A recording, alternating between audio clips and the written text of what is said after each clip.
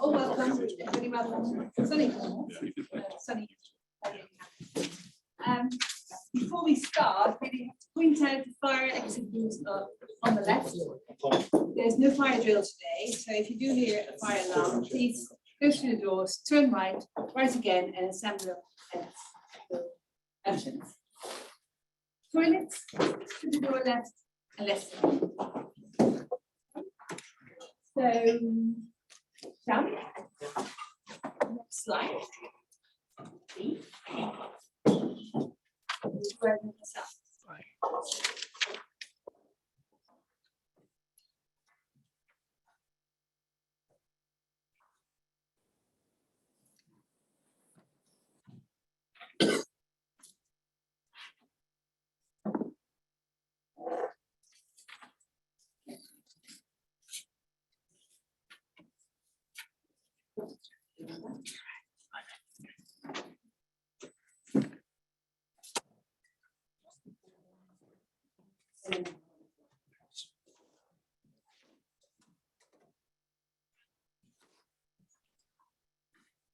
So, Shyam and I work on the specialization business skills, which is partly funded by ESF also. And we are the lead, Exeter University, and we work together with Truro, Cambridge College, Plymouth University, and Cornwall College, and Falmouth University. So we focus on identifying gaps within high-level skills in Cornwall and Arts facility, and provide new provision, deliver alternative models, and high-quality placement. So we go across a variety of. One of them is marine technology renewables. And in particular, University of Exeter, we look at environment and sustainability. So that's a brief introduction to the project. So I'll hand you over to Justin, and we can start. Excellent. Thank you very much, Maya. My name is Justin Sunday, University of Exeter. I work for the Cornwall Floating Offshore Wind Accelerator, and we're co-convening this event today with the ESF funded High-Level Skills Smart Specialisation Project. And we're delighted to co-convene and actually bring this event to you today. I'm going to run through our agenda in a moment, but just before I do that, I just want to give a little bit of an overview of the Cornwall Floating Offshore Wind Accelerator Programme. It's a £6 million part ERDF funded programme led by Celtic Sea Power, who will be speaking today at the event. We're very lucky to have their CEO, Steve Jeremy, with us today. And Celtic Sea Power is a wholly owned subsidiary of Cornwall Council and is supporting the development of floating offshore wind in the Celtic Sea. Other partners are us as the University of Exeter, the University of Plymouth, and the Offshore Renewable Energy Catapult, who are represented in the room today as well or online. We've got some really ambitious aims within the Cornwall Floating Offshore Wind Accelerator, and that ambition is to articulate the industrialisation of floating offshore wind within the Celtic Sea. Now, I'm sure that you're all familiar with the development ask from the Crown Estate, from government. Initially, we had 1 gigawatt of installed capacity by 2030. That ambition has been significantly raised in the last 3 months to 4 gigawatts by the Crown Estate, an extraordinarily exciting opportunity for us in the southwest and within Wales. And one of the actions that we've got as a team is really to help focus and support that industrialisation strategy. We're doing that by some sophisticated modelling and simulation techniques, and we intend, by supporting that modelling and simulation approach, to ensure that we put industry in a better position to have the supply chain benefits arising from that. I think it's noteworthy to say that we've co-convened today with the High-Level Skills Project, because workforce development will be key. Without the right workforce, without the right skills, without the right ambition, without the right number of capable individuals, you can't deliver on that supply chain as industry. And we're delighted today that we've got such a large number of great industry speakers to support us in this event. I've popped the agenda up there for those that are joining on Zoom and for those that are in the room. However, I'd like to note that you've already done lots of work for us, so thank you for that. Over 25 companies have already responded to the workforce development challenge by actually completing our workforce development survey. We'll have a summary of that later today, and we're hoping that's going to get your creative juices going so that you'll be able to respond in terms of what's been collated by your colleagues in those 25 responses from 25 businesses in the supply chain, and what you think we should do next. So I'm hoping it's going to be a real debate starter. However, before you start the debate, you've got to set the scene. And I mentioned earlier that we're lucky today to have the CEO of Celtic Sea Power with us, who will be setting that scene for us at 10 today, and that's Steve Jeremy. Later, after I've gone through those initial survey results and hopefully started getting your minds processing what the scale of the challenge is for the workforce, we'll then be joined by Kerry Hayes from Simply Blue, who will give us the developer perspective. And I know, because I spoke to Kerry firstly this morning, that she's going to be impassioned. Where are you, Kerry? I'm right here. Still impassioned? Always. Excellent, great. And I know that after Kerry has gone as impassioned, it's going to be sustained by some work from Matt Higgs, who's joining us as Group Head of Strategic Workforce Planning at Babcock. And Matt, we've had some honest conversations already, and I believe we're going to learn from your prior mistakes. Is that correct, Matt? Yes, absolutely. Excellent. I think after that, you get some coffee, and I think you'll have earned it by then. However, post the coffee break, we've then got Stephanie joining us from SAISH, who is going to talk about marinisation of skills and training. And she's actually going to give us a personal perspective, and she has a wonderful and varied career. And I think you'll just be inspired by hearing the process that she's gone through in her professional career. I think that would be really inspiring. And we've then got an academic finish with Professor Richard Cochrane, who is going to look at decarbonisation, look at carbon intensity, look at the carbon skills we need to seize this opportunity. So it's a packed programme.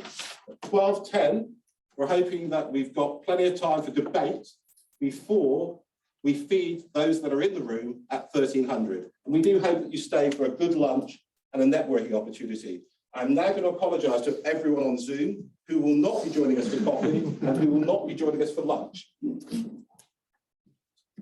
Before I hand over to Steve to set that scene for us, I do think I just need to mention what's happening in the world. Obviously, overnight, we heard about a strike adjacent to a nuclear power station in Ukraine. I'm sure all of our thoughts are with the people of Ukraine at this time, but it also focuses our minds, doesn't it, on the decarbonisation agenda. We know that Brent crude has topped $113 a barrel. We know it's a 7-year high. We know we've got war in Europe. We know that nuclear is a risk when it's in a war zone. So the work that you do today and the work that you're already doing to support the development and growth of floating offshore wind could not be more pertinent. You combine that with the climate change agenda and the recent report that's been issued showing the level of urgency for us to decarbonise, and the work that you do today could not be more important. I think on that note, unless there's any housekeeping questions, I'm going to ask Steve to join us. Well said, Justin, I thought. Thank you.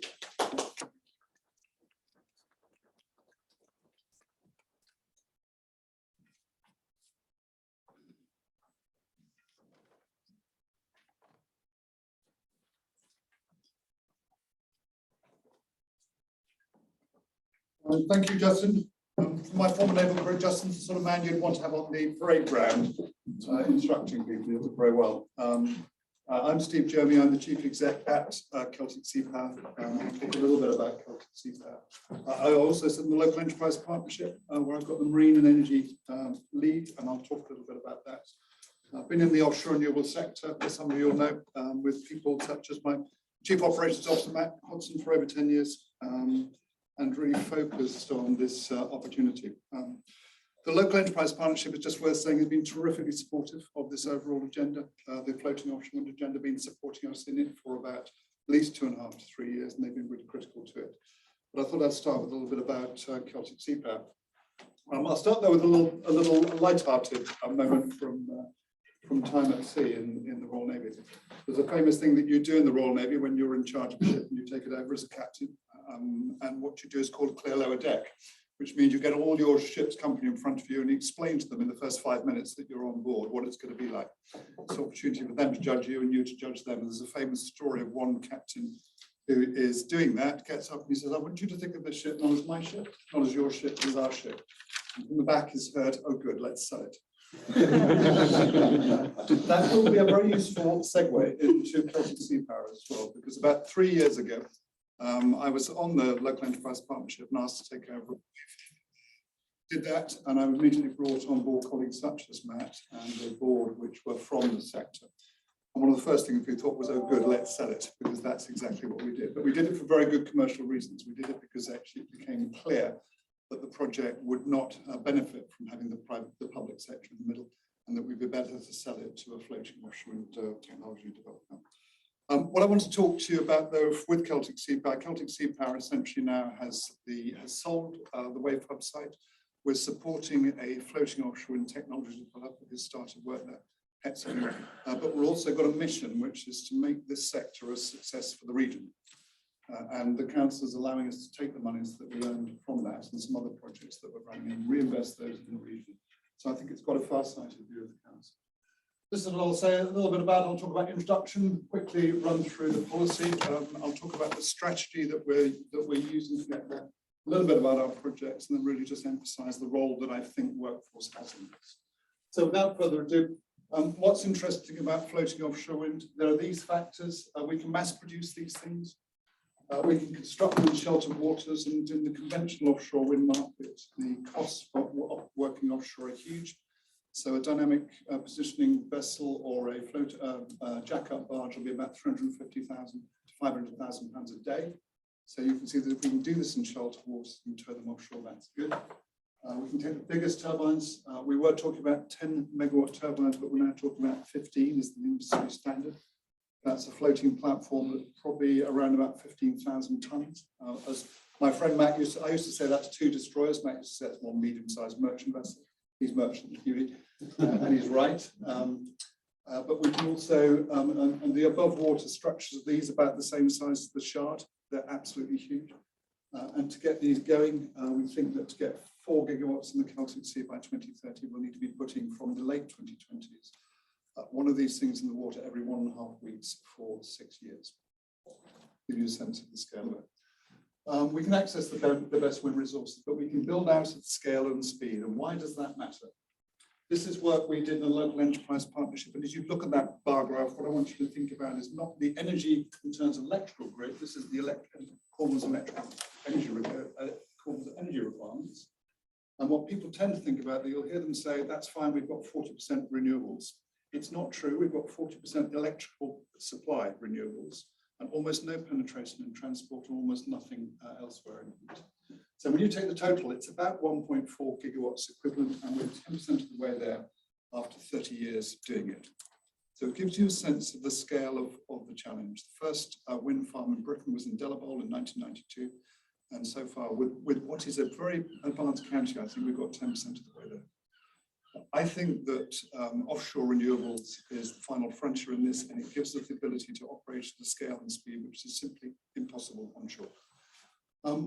What have we been doing to actually create this opportunity?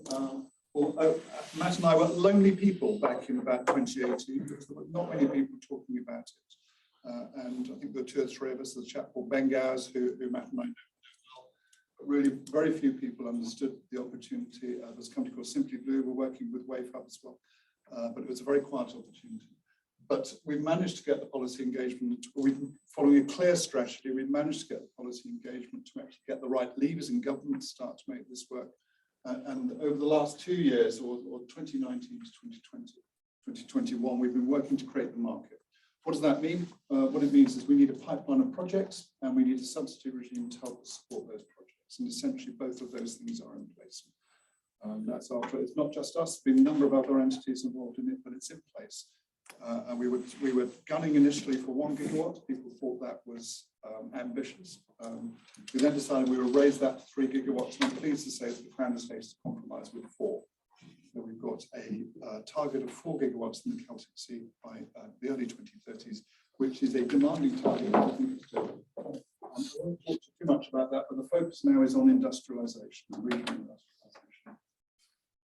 Let's say a little bit about our strategy. This is the offshore wind sector deal, and then essentially use the sector to try and deliver 60% local content, 33% women workforce, but also a much better income, much better amount of exports. Britain's exports in offshore wind is pathetic. It's really disappointing. A number of reasons for it. I won't bore you with those reasons, but we think we can do much better. Part of doing much better, though, means getting this sector going somewhere. And here in Scotland are the 2 places to do it. And if we get going early, then we'll be the export leaders. I'm in no doubt about that. What is the strategy? Use our strategy. This is the Celtic Sea cluster strategy that we're working on. It's in draft form. I'm working with colleagues such as Simon from the Offshore Renewable Energy Catapult and others across Wales and Cornwall to actually make this strategy real and then to execute the strategy. Draft strategy sits with the cluster board at the moment. We're hoping to sign it off and then start to engage with other players before formalising it fully in the autumn. 5 key strands there, so you're getting a bit of early sight. Leadership is one of them.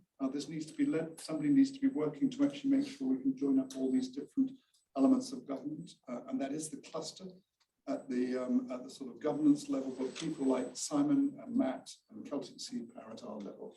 And be in no doubt that Cornwall's in the van on this. We're playing a leading role in it, and quite right too.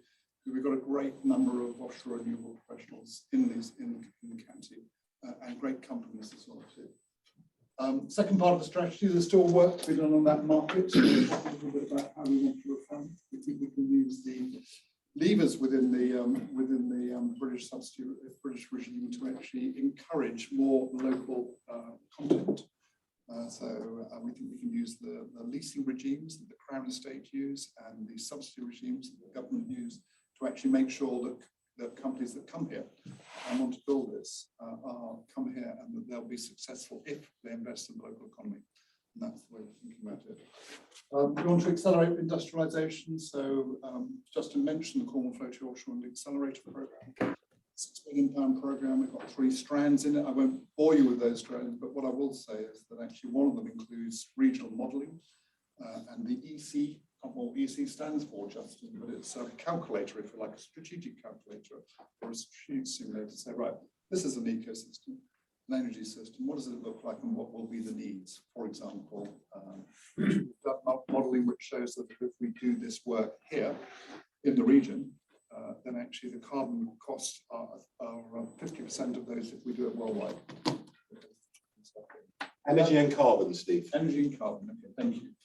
What allows us to do is regional modelling to actually understand what the regional ecosystem looks like, and therefore start to make deductions about, for example, workforce, what that might be like. We want to develop a cluster. We've got terrific companies in the region. It's not just Cornwall, it's in South Wales and it's in the Great Southwest. What they don't have at the moment is probably the scale needed, but the opportunity isn't here. So what we want them to do is to help them to grow with the right pace so that when the opportunities arrive, they're there, ready to take them. That goes as well for the key elements of the infrastructure. Those are grid and ports, and we're leading a ports work stream as we speak. We'll soon be working on a grid work stream. Matt and I were talking only day before yesterday to, in the morning, WPD and National Grid about grid, and at lunchtime to the National Shipbuilding Office about ports and about shipyard, with a view to making sure that all elements of government are joined up. So we also, next we want to develop a cluster, so make sure these companies are fit for purpose when these opportunities come up. Last but not least, this is a bugbear of mine, to make sure that everybody else who's working in our support understands where we're going and they know how they can contribute. And that's where workforce comes in, and that's where you all as people in the workforce area come in. This is a long-term project. You know, we're talking about the early 2030s, so the people who will be manning these projects and building these projects out when I'm probably in my grave, and Matt's probably retired. The people who will be doing that will be still at school now, and then we need to be thinking about them and creating what I like to think of as careers as opposed to jobs. But this is a long-term business. Let's talk a little bit about, just give you a sense. This is just one of the work streams. This is how long it takes. I won't bore you with this. It's how long it takes to put a wind farm in the water. 8 to 9 years. Ironically, it's quicker to put a gas rig in the water or an oil rig into the water. 1 to 2 years. We think we can shorten this, and we want to shorten it so we get it down to whatever the engineering is required, and then get the regimes around it working. We'd like to get it down to 4 years so that we can move more quickly. But anyway, open question, lots of work to be done there. It's about surveys, it's about planning, it's about those sorts of things. We're doing this as part of the offshore, Cornwall Floating Offshore and Accelerator. And essentially what we're trying to do is do a lot of the learning from the virtual environment to make sure that we can, if we can, to do a lot of the thinking that we would do by practice offshore. So learning by doing offshore is to be tended to do in the North Sea, been expensive, got there. But if we can do that in the virtual environment and learn lots of lessons beforehand, then we think we can go more quickly and make this a quicker journey. That's a 500 megawatt wind farm. We've already got 2 LiDAR buoys. That's buoys to understand the wind resource about to deploy. They deploy this month, I think. So what we'll be trying to do is understand the wind resource out there ahead of time to actually help the developers so that they can move more quickly. And I won't bore you with that, but 500 megawatt wind farm, I'm trying to think that's 66, in fact 33 of these platforms, and the first of these, first project is Celtic Sea, is the twin hub, that's 2025, that'll be. Then we've got about 400 megawatts of projects by 26, 27, 28, and then a gigawatt by 2030, and then 3 gigawatts by early 2030. So it gives you a sense of the scale and the speed with which this is moving. But if we can do this learning in the virtual environment and get some of it done, I think we can move more quickly and more cheaply as well. Here's a sense of the cluster. I love this slide because it's a company that Matt and I used to work for. It gives you a sense. I want to give you a sense really of the innovation that's possible. Here are some but not all of the companies that have been working in this sector for some time. But this is a really good project. Matt and I work for a company called Mojo Maritime. This is a drill framework for a drilling rig for Bauer, a German driller. They didn't know how to actually do this in a high energy tidal site. That was our colleague Rich Largel's sketch on a bar mat, I think it was. That was 3 month long computational fluid dynamics, and that's 6 months the thing built. And that's a person. So it gives you a sense of what can be done, how you can move, and it worked. It worked really, really well. These are other things. This is a ship that we designed and built. This was designed, but didn't build. This is the underwater AUV to actually help us operate in high energy tidal sites. All done from Falmouth. And we've probably hidden our light under our lamp, right? But actually, offshore renewables, this is one of the leading regions in the country, undoubtedly. Mostly wave and tidal, but offshore wind as well. And we've been working around the country for a long time and abroad. It's just that we haven't had anything to do at home, so it's a terrific opportunity. Let me see a couple about, we've talked about our projects. I think we've talked about the Flow Accelerator. We're also working north of the Severn, so we're working on something called the Pembrokeshire Demonstration Zone. That's a demonstration zone for wave energy projects and tidal energy projects. Sorry, wave energy projects and floating offshore wind. But we repurposed it, and what we're planning to do there is to build a large hub, ironically, offshore, but unlike the wave hub, which is 30 or 40 megawatts, this we're looking at a gigawatt or something like that. And the aim there is to take the transmission network that currently comes ashore. All the different project developers come ashore with different array cables. The aim is to actually allow them to plug into a single offshore hub substation and then take the power ashore on the water. It's a novel and new design, but it fits in very well with the way that National Grid are thinking That's fully funded. The two projects are £10 million, and all of that £10 million is, if you like, going into the applied in thinking for the industrialisation of consultancy, floating offshore wind opportunity. So let me just bring it to a close. We're on a bit of a roll. We've got resources, which is terrific. We know that we're looking at the long lead items. I've talked about grid, I've talked about ports, thinking about other bits and pieces, but workforce is absolutely central and absolutely key. And that's really why we're so keen to get this together. We're very keen that this is business-led by the industry, so that we are actually providing the higher education establishment and further education establishments with really clear outlines of what we think is needed. We may well hire a naval workforce planner. The only people who really do this well are the services, and we'll see Man does not have a think about it, because as you look at all the skills that are required offshore, they're pretty much there in the service. So let me just finish then. Sorry, I love that. That's for those Celtic Sea cluster. This is the, for those of you who don't know, this is the Celtic Sea Nations flag. Yeah, we had a good conversation with the Welsh day before yesterday. I'm pleased to say it was on the back of the rugby result. So, anyway, to summarise, the challenge is huge. There's no doubt about that. We've come 10% of the way there in 30 years. So the challenge is huge to actually decarbonise Britain. The opportunity that I think is huge as well, and we're really well placed for it. I think of all the clusters, we're probably about the best. There are clusters around the country. We're probably as well resourced as any, if not better than most.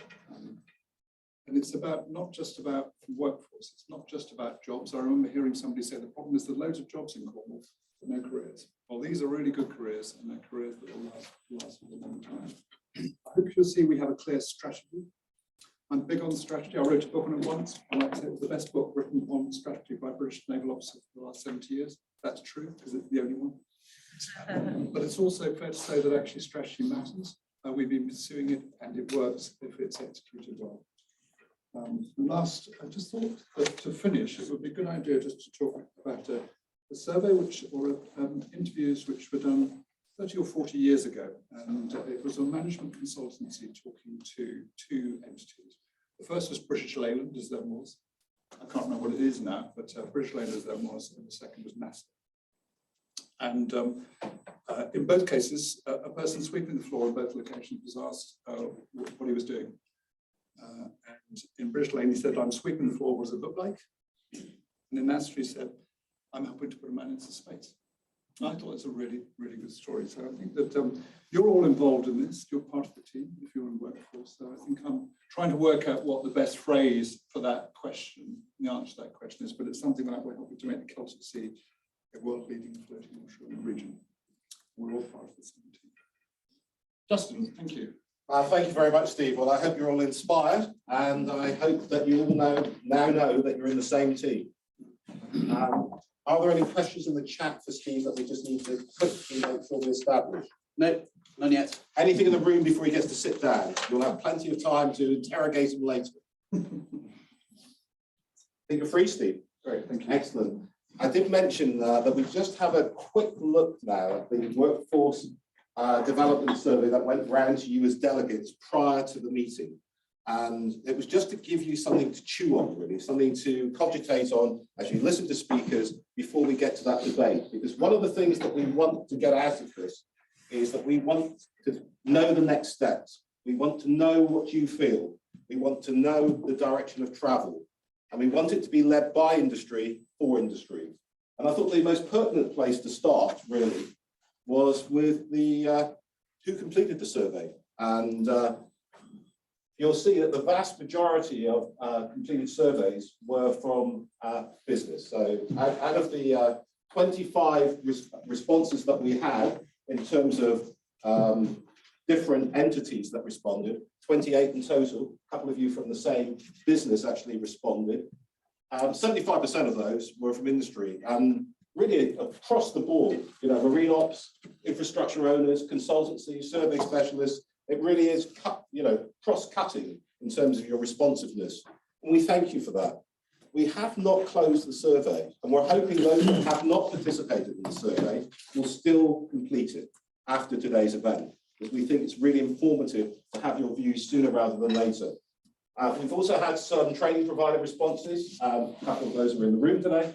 And we also had some public sector responses. So a really, really industry-based response. So hopefully what you're going to see now are messages from your colleagues within industry that you'll feel comfortable with.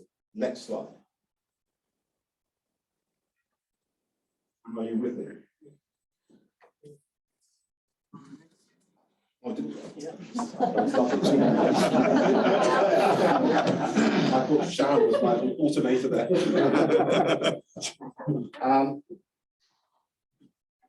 The first question we really asked was, do you want to participate and do you perceive this as being an opportunity? And it was a universal yes.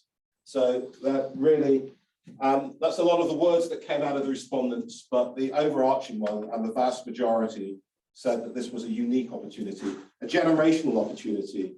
You know, some likened it to the mining industry that we previously had within this region and the new mining industry that we have with renewables and lithium forming now. So it's really interesting to see that there was a universal acceptance of this industrial opportunity and a real desire from industry to seize it.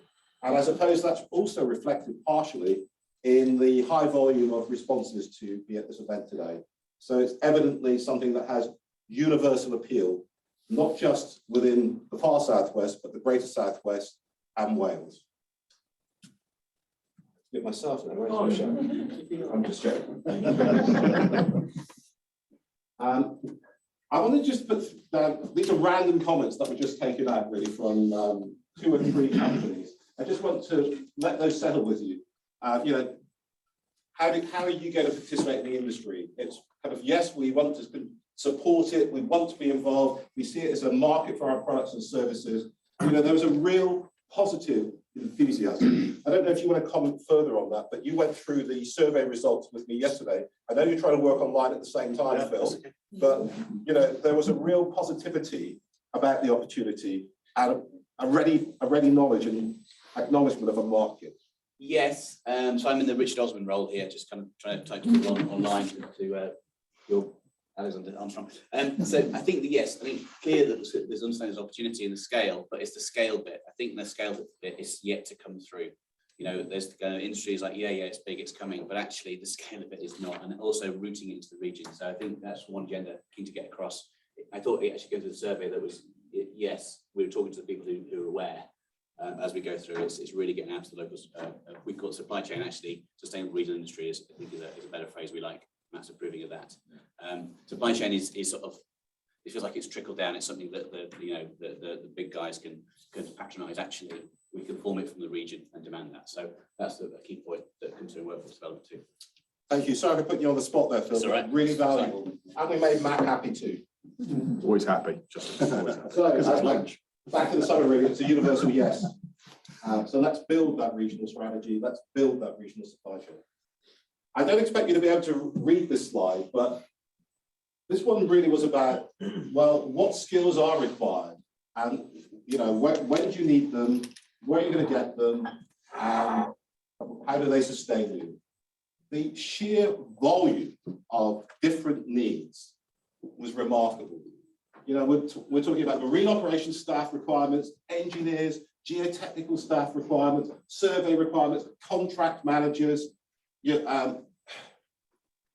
offshore engineers, onshore engineers, skilled machinists, welders, modelers, oceanographers, data scientists, robotics. The ask from all of you within industry was so diverse. It was remarkable. And it became, you know, rather obvious to me as a higher education provider that no one entity can service all of those needs at all of those levels. So how are we going to work together to achieve the outcomes to meet the skills needs that you require for your workforce to develop, grow, and sustain this massive opportunity? So that, for me, that was the key thing. The reason you've got a lot of writing there that you can't see is I really wanted to show the true range and diversity of the number of different skills and job roles that you require. So, how are we going to do this? I have to say that there's a lot behind that 50-50 for current providers. So, does the current higher education structure and the current further education structure meet your needs? It was probably a pretty even split between currently meeting our needs or not currently meeting our needs. But underpinning that was a real positivity for the vast majority of providers. I have to say that. So you as industry were really, really supportive of the providers of training and skills and higher education within your region and the Greater Southwest. However, you felt that there were gaps, and those gaps were significant and hard to address. And I think really you have to look at that answer in the context of the study in a little more detail. I'm being terribly brief here, but I wanted to give you a feel of how you responded as industry with respect to what the current provision is enabling you to do to meet this challenge. So, from that kind of initial gap analysis, would there be a role for a workforce development academy to support floating offshore wind? Without exception, there was a universal requirement for it, which I found surprising. I thought we'd have a mixed response. It was a universal yes. And it seemed like there was a recognition that no matter how much you valued your existing providers, no matter how much you valued the work that they do with you, there was a recognition that they couldn't do all of that work, and you required an independent industry-led body that would support those gaps. I had to ask the follow-up question to that, though. How would it be funded? Because, of course, there's a cost associated with new provision. There's a cost associated with new structures. There's a cost associated with meeting your individual firm needs. And there was a remarkable amount of agreement, again, from survey respondents on how it should be funded. And it literally was in partnership. They saw the private sector itself stepping up to the plate and supporting the gaps that it needed via the academy, but it also saw a role for government. And that really chimed for me with what we've just seen in Scotland and the North East, with the leasing round that's just occurred there. Many of you may be familiar with the fact that Scotland and BP were highly successful with that leasing round, but they actually made a commitment prior to that leasing round to invest £1 million in a floating offshore wind academy if they were a successful bidder in that leasing round. And one of the themes that seemed to emerge was that the academy would not be a national body, it would be a regional body, or you'd have a series of regional body academies that would support different areas of development for floating offshore wind. So there's a model in place for one that's just being created, but at the same time, there seems to be a desire to have one that serves the needs of the Celtic Sea. Phil, I'm going to put you on the spot again. Anything to add? No, I think it's no. Crack on. You're not going to work, are you? No, I'm trying to type up when you speak. That's what I do. I'm just teasing. There were a couple of specific questions that relate to our speakers later. We've got Stephanie Say, she's going to take us through marinisation skills later, and we've got Professor Richard Cochran, who's going to take us through carbon skills later. So I wanted to have a couple of survey questions really around those two, just to see what the appetite or perceived need was for both of those subjects. So I've got probably two very tense speakers at the moment. Was there any demand? So Stephanie, where are you? 50-50. Now, again, that's a really basic metric. When I actually looked at more detail of the responses, it appeared that there were a lot of people that were working already within marine operations. So they were already established. They had those marinisation skills and behaviours at the heart of everything that they did. It was entities that were more new entrants to the market or had fears around growth that didn't feel that they were going to have the marinisation skills they needed. So I think they're going to be really interested in your journey later. I just do. Are you on tenterhooks now, Richard? Are you happy now? Yeah. 3/4 of respondents felt that there was a need for carbon skills within their organisation now, not in the future, but actually now. So the decarbonisation agenda seems to have a level of momentum that I certainly didn't see 5 years ago. I've worked in the decarbonisation agenda myself personally for over a period of 20 years. And this is the first time I've seen such a weighting of pressure to have carbon skills delivered to meet the business need now. 25% said no or not yet, which I thought was quite interesting. There was quite a lot of not yet. Not a definite no, but it would be a future requirement, not an imminent requirement for them. So I found that was a fascinating mix. So hopefully both speakers now feel that they have a role here today. Okay, colleagues, that's literally just a very, very quick flyby summary of some of the headlines behind the workforce development survey that's gone out. What I would ask you to do, if you haven't completed it, do complete it because you're building the evidence base. Because one of the outputs that we're going to have from today is a report that summarizes what industry feels it needs to address the scale and opportunity of floating offshore wind within the region. And if we can get you to express that need, we can then articulate an ask that's going to enable those gaps in workforce development to be closed for you.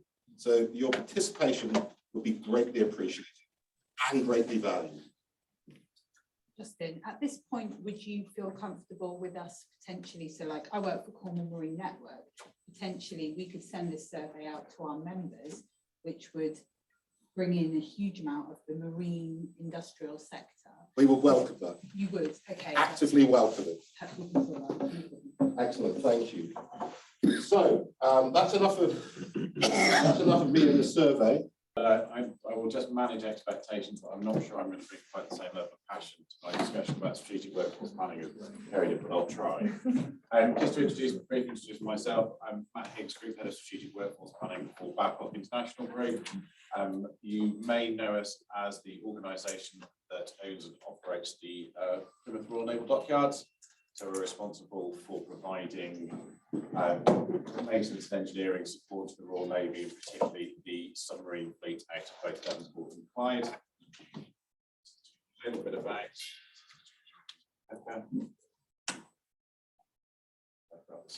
I think it's the right thing. It's the right one. Okay. So what I'd like to talk to you a little bit around is we embarked probably around about 2 years ago on a significant program of strategic workforce planning. So I want to sort of try and share with you 4 of the key lessons I'm going to go through. And as I step through each one, I'll step out what we set out to achieve, what we tried to do, and then what will come up is what actually happened and some of the key lessons that we learned as we went along the way. So if you wanted to have a subtitle to my presentation is don't try and do it like we did it. Try and do it like we did it. So, and it's almost slightly strange. It feels like we're coming almost from a similar challenges, but from a slightly different sort of perspective. You know, we've got a proud tradition of building and maintaining surface warships and other ships in the Plymouth Royal Naval Dockyard that stretches back literally hundreds and hundreds of years. It's been one of the key features of the city of Plymouth for time immemorial. So we're coming at it with a large established industry. We have been working with the Royal Navy and ourselves as an organisation for the best part of 15 years, and we inherited a huge workforce, both from existing contractors and from the public sector itself. So far, so good. Really big, really strong, really established. However, we have got a really significant workforce challenge that's coming up over the next 15 to 20 years, and it's compounded by 2 things. First of all, some of the business context is changing. We have an overall increase in the amount of work that the MOD is asking us to do, so we're supporting what they do out of Plymouth. At the same time, is the demographics of our workforce at every level is pushing us in the other direction. So if we do nothing, we're probably going to lose around about a third to half of our operational workforce, so the blue collar guys that do the real value add work on the platforms that we have, probably over the next 10 years. We're also losing our expertise at every level. So not only is it the experienced fitters that came off their apprenticeship back 25 years ago, worked until 25 years of leaving, we're losing the critical senior NCO cadre, senior leadership there for them. So we have expertise leaving. The acronym there, SQUEP, is one we use because we're a nuclear licensed scientist, senior qualified and experienced personnel. I've tried to keep as many, been quite closely linked working with the Royal Navy, the MOD. We have an awful lot of acronyms. I've tried to keep most of them out of the presentation, but apologies as we go through. One or two might have snuck in. Progression around some of our roles takes a really, really long time. If you are going to be a reactor chairman, that is a 10-year development program, even if you start with degree in nuclear physics. There's a huge list of progression risk that we have there as well, that people just come into it and actually don't want to go through the full duration of coming to those roles. Except that we're not immune to the global hiring market as well. The challenge of finding suitably qualified individuals to do the roles we need to do in the permanent market is huge across the world. And we're fishing in some fairly shallow pools as it is, and we're fishing alongside two of our biggest competitors, BAE Systems and Rolls-Royce, both pay more than we do. And then the final one, sort of obviously colleagues from Plymouth City College excluded utterly from this. The skills infrastructure that support what we do, the organisation is not always matched to what we need to do. We have some very specialist roles, we have unique roles, we have roles that are emerging, we have new capabilities we are looking to develop. The infrastructure isn't really set up to support that, with some notable exceptions. We've also got a really interesting challenge at the moment that we have boats that are, believe it or not, almost as old as I am, that we are still looking after and servicing. So we have platforms that are over 40 years old that we're looking for. At the same time, we have new boats coming into dock for the first time for their major refits that were launched within the last 5 years.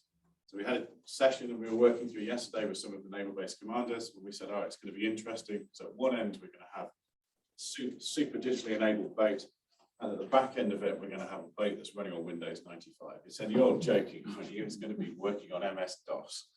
So we have a huge range of technologies that we still need to build and maintain that literally go from 1977 first-in-class T-class boats right up to the latest Type 31s we start coming off as well.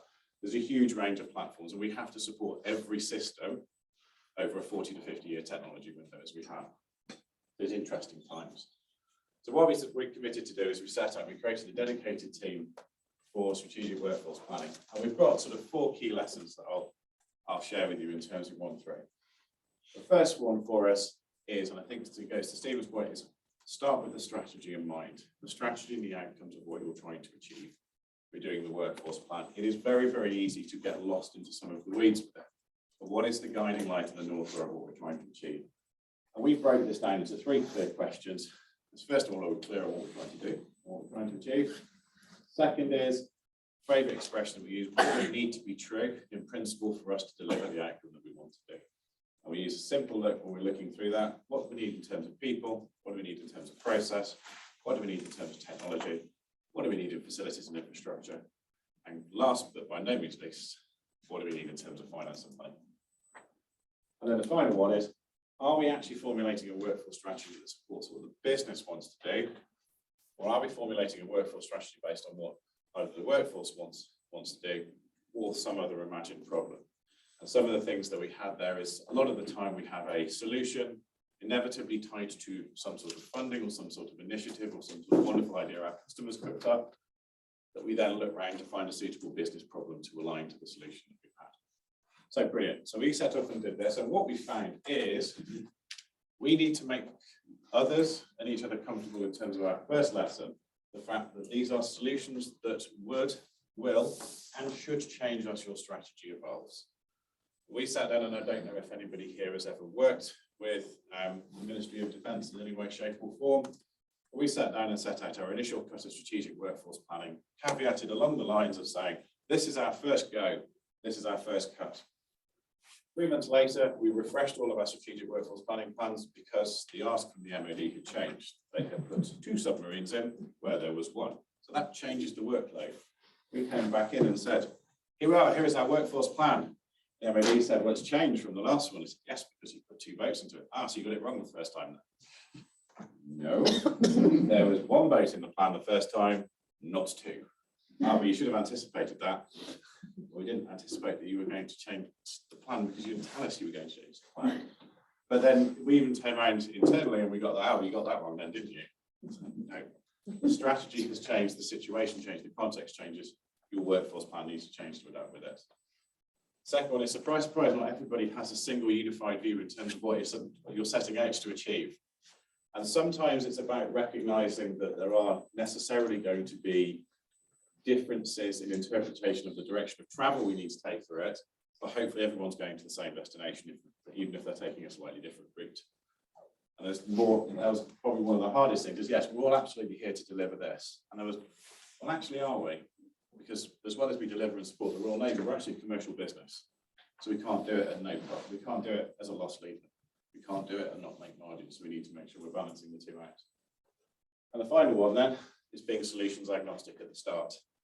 And I realise that the word academy has been spoken about in very high positive terms here. I didn't realise that when I wrote this slide to start with. So not every road leads to an academy. That's more of an internal reflection from Babcock's perspective, because it has been, right, we've got a strategic workforce planning problem. Academy. Oh, let's run the numbers first and actually see if we need, no, we definitely need to build an academy, and it's going to be huge, and it's going to have this, and this is the carpet, and this is what, we probably need to do the analysis first. So it's about starting with a complete, almost a blank sheet of mind, thinking, right, what is the best solution we're going to work through for this? So that would be lesson one. Lesson two, I think, is this is, and I can't see what they say, let's be clear on the demand. And I think this is where we take the business strategy and we interpret it into the workforce demand profile in terms of what we have. And there's loads of really interesting things you can start putting into this, but there's a few handfuls of basics that we looked at. The first one's the what, the how many. So quantity of roles, what those roles are required to do, how are we going to break them down into the discipline side of it, what skills are those roles going to have to do, are those skills going to be emergent to start with and then they're going to develop into a different need. For example, it's different if you're commissioning a ship versus deconning a ship. Different skill sets, but the same roles will work across it. So in which part of the life cycle are we bring those skills in? And I think it was heard mentioned the career levels and path, really setting out in an early stage. Actually, if we need to get 20 of X, what's the route through to that? So we're not always going to be able to recruit in. So if we need to get 20 of X, what do we have to put in at the top of the funnel? What's our attrition estimation for the rest of it we have that comes through? Where is a location fixed or permanent? How does that fit into things like the physical infrastructure that we've got on site? Where are these people going to go in terms of come through? Is it remote? Or do you actually have to be hands on the tools? Something that we've not looked at pre-pandemic. Now, probably 60% of our roles are being advertised as being agile or remote working considered. And then when? I think sort of the start and the end times of it. Is it a temporary project? Well, are we scaling for a particular project and then coming back down? Is it a new role or skill that's coming in and we're coming through? And when's that going to go in? Again, so far, so good. Wait, it says. You'll be surprised the differences of opinion, although some of our colleagues have worked with Babcock, so probably not. The differences of opinion of what a role that on paper looks really simple, like a welder, the different variances and differences of what a welder can be. Even how it's spelt in the system.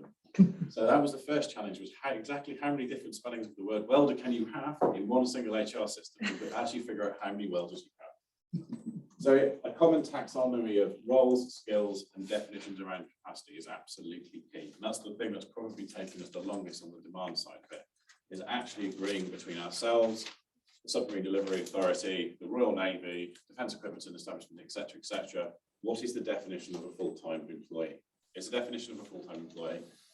28 hours of productive time on platform, 34 hours of time that they spend on site, or 40 hours including mandatory overtime.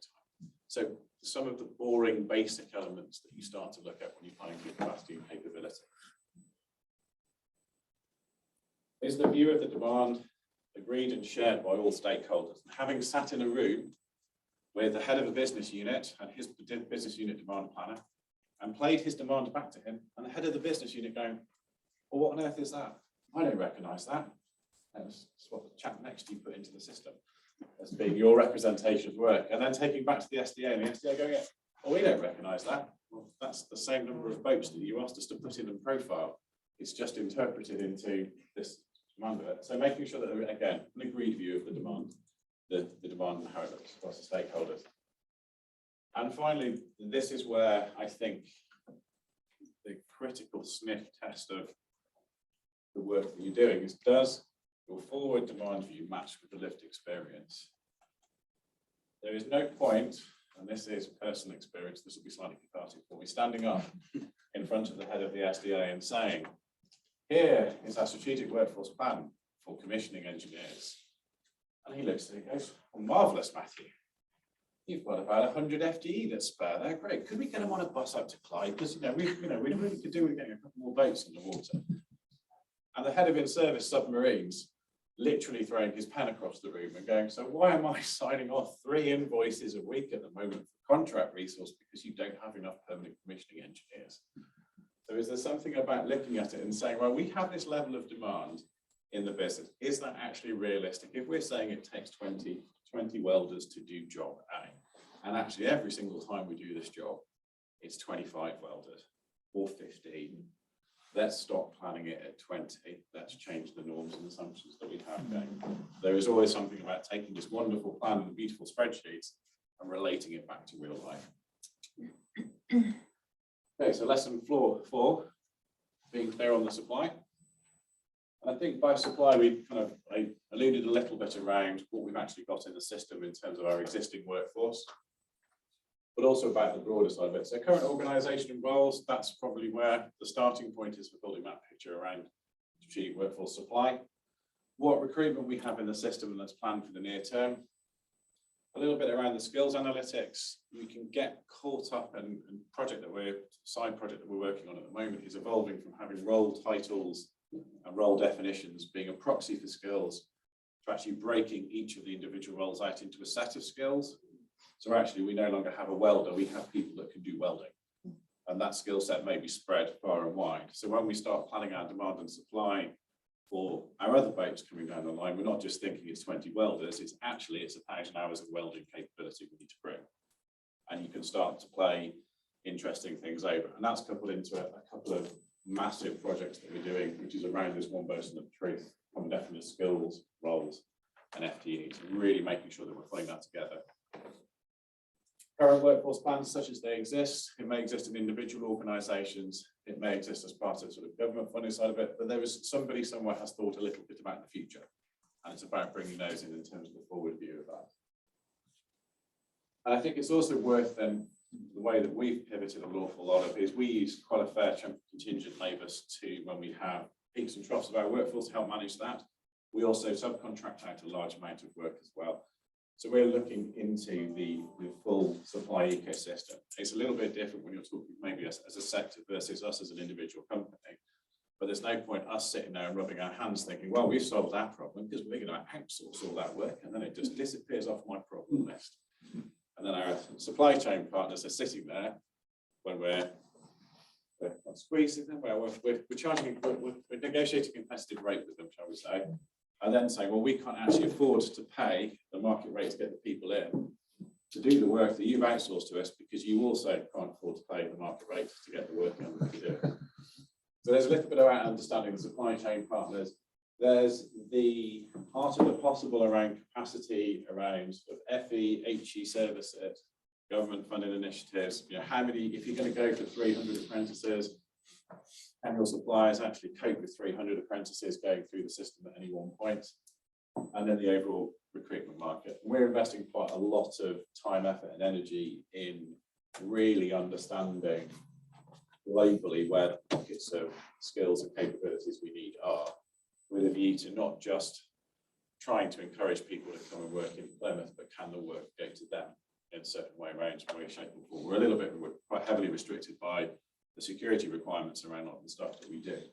But certainly in our civilian business within Cavendish, we're being able to do a little bit more of that in terms of we go through it. So I think first and foremost, bit of lessons learned. are we actually talking about the same thing when we're trying to match demand and supply together? So when we're talking about a demand for, we use the example of welder, because that's the one job family that keeps me awake most of all the others. So when we're talking about a welder, are we clear that we are clear in terms of the supply of welders is the same as the demand for welders? In terms of when we say a welder, we're clear in terms of what that means. And we're clear in how those skills and abilities are going to evolve over time. I think how much of our supply view is based on authoritative data. My favourite example of negotiating with the MOD, and I'm going to trust this is a Chatham House rules to the conversation. Sitting there, we were all on Microsoft Teams. It was 3.5 hours into a 4-hour discussion. Individual turns around and says, right, we need to look at the salary expectations in your cost model. So this is the bit I've been waiting for. I've been in about 4 months. Like, right, I said, right.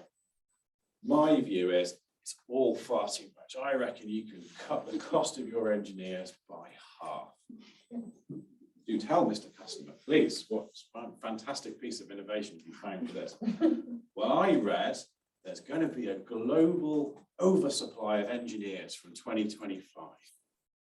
Joyous news, thinks I, having worked in and around heavy engineering for 22 years. And 22 years ago, we were complaining there was a global shortage of electrical engineers. And 22 years later, we're still complaining, even though those global engineers could have been born and trained by the point we were still having the same conversations here. Where did you, fantastic. Where did you read that? Bishop Joy, yes, they're going to be, average salary is going to drop to 22 grand a year. That's what you should use for your cost model. Interesting, thinks I. Okay, it's taxpayers' money, so we have to entertain this, and you are the customer.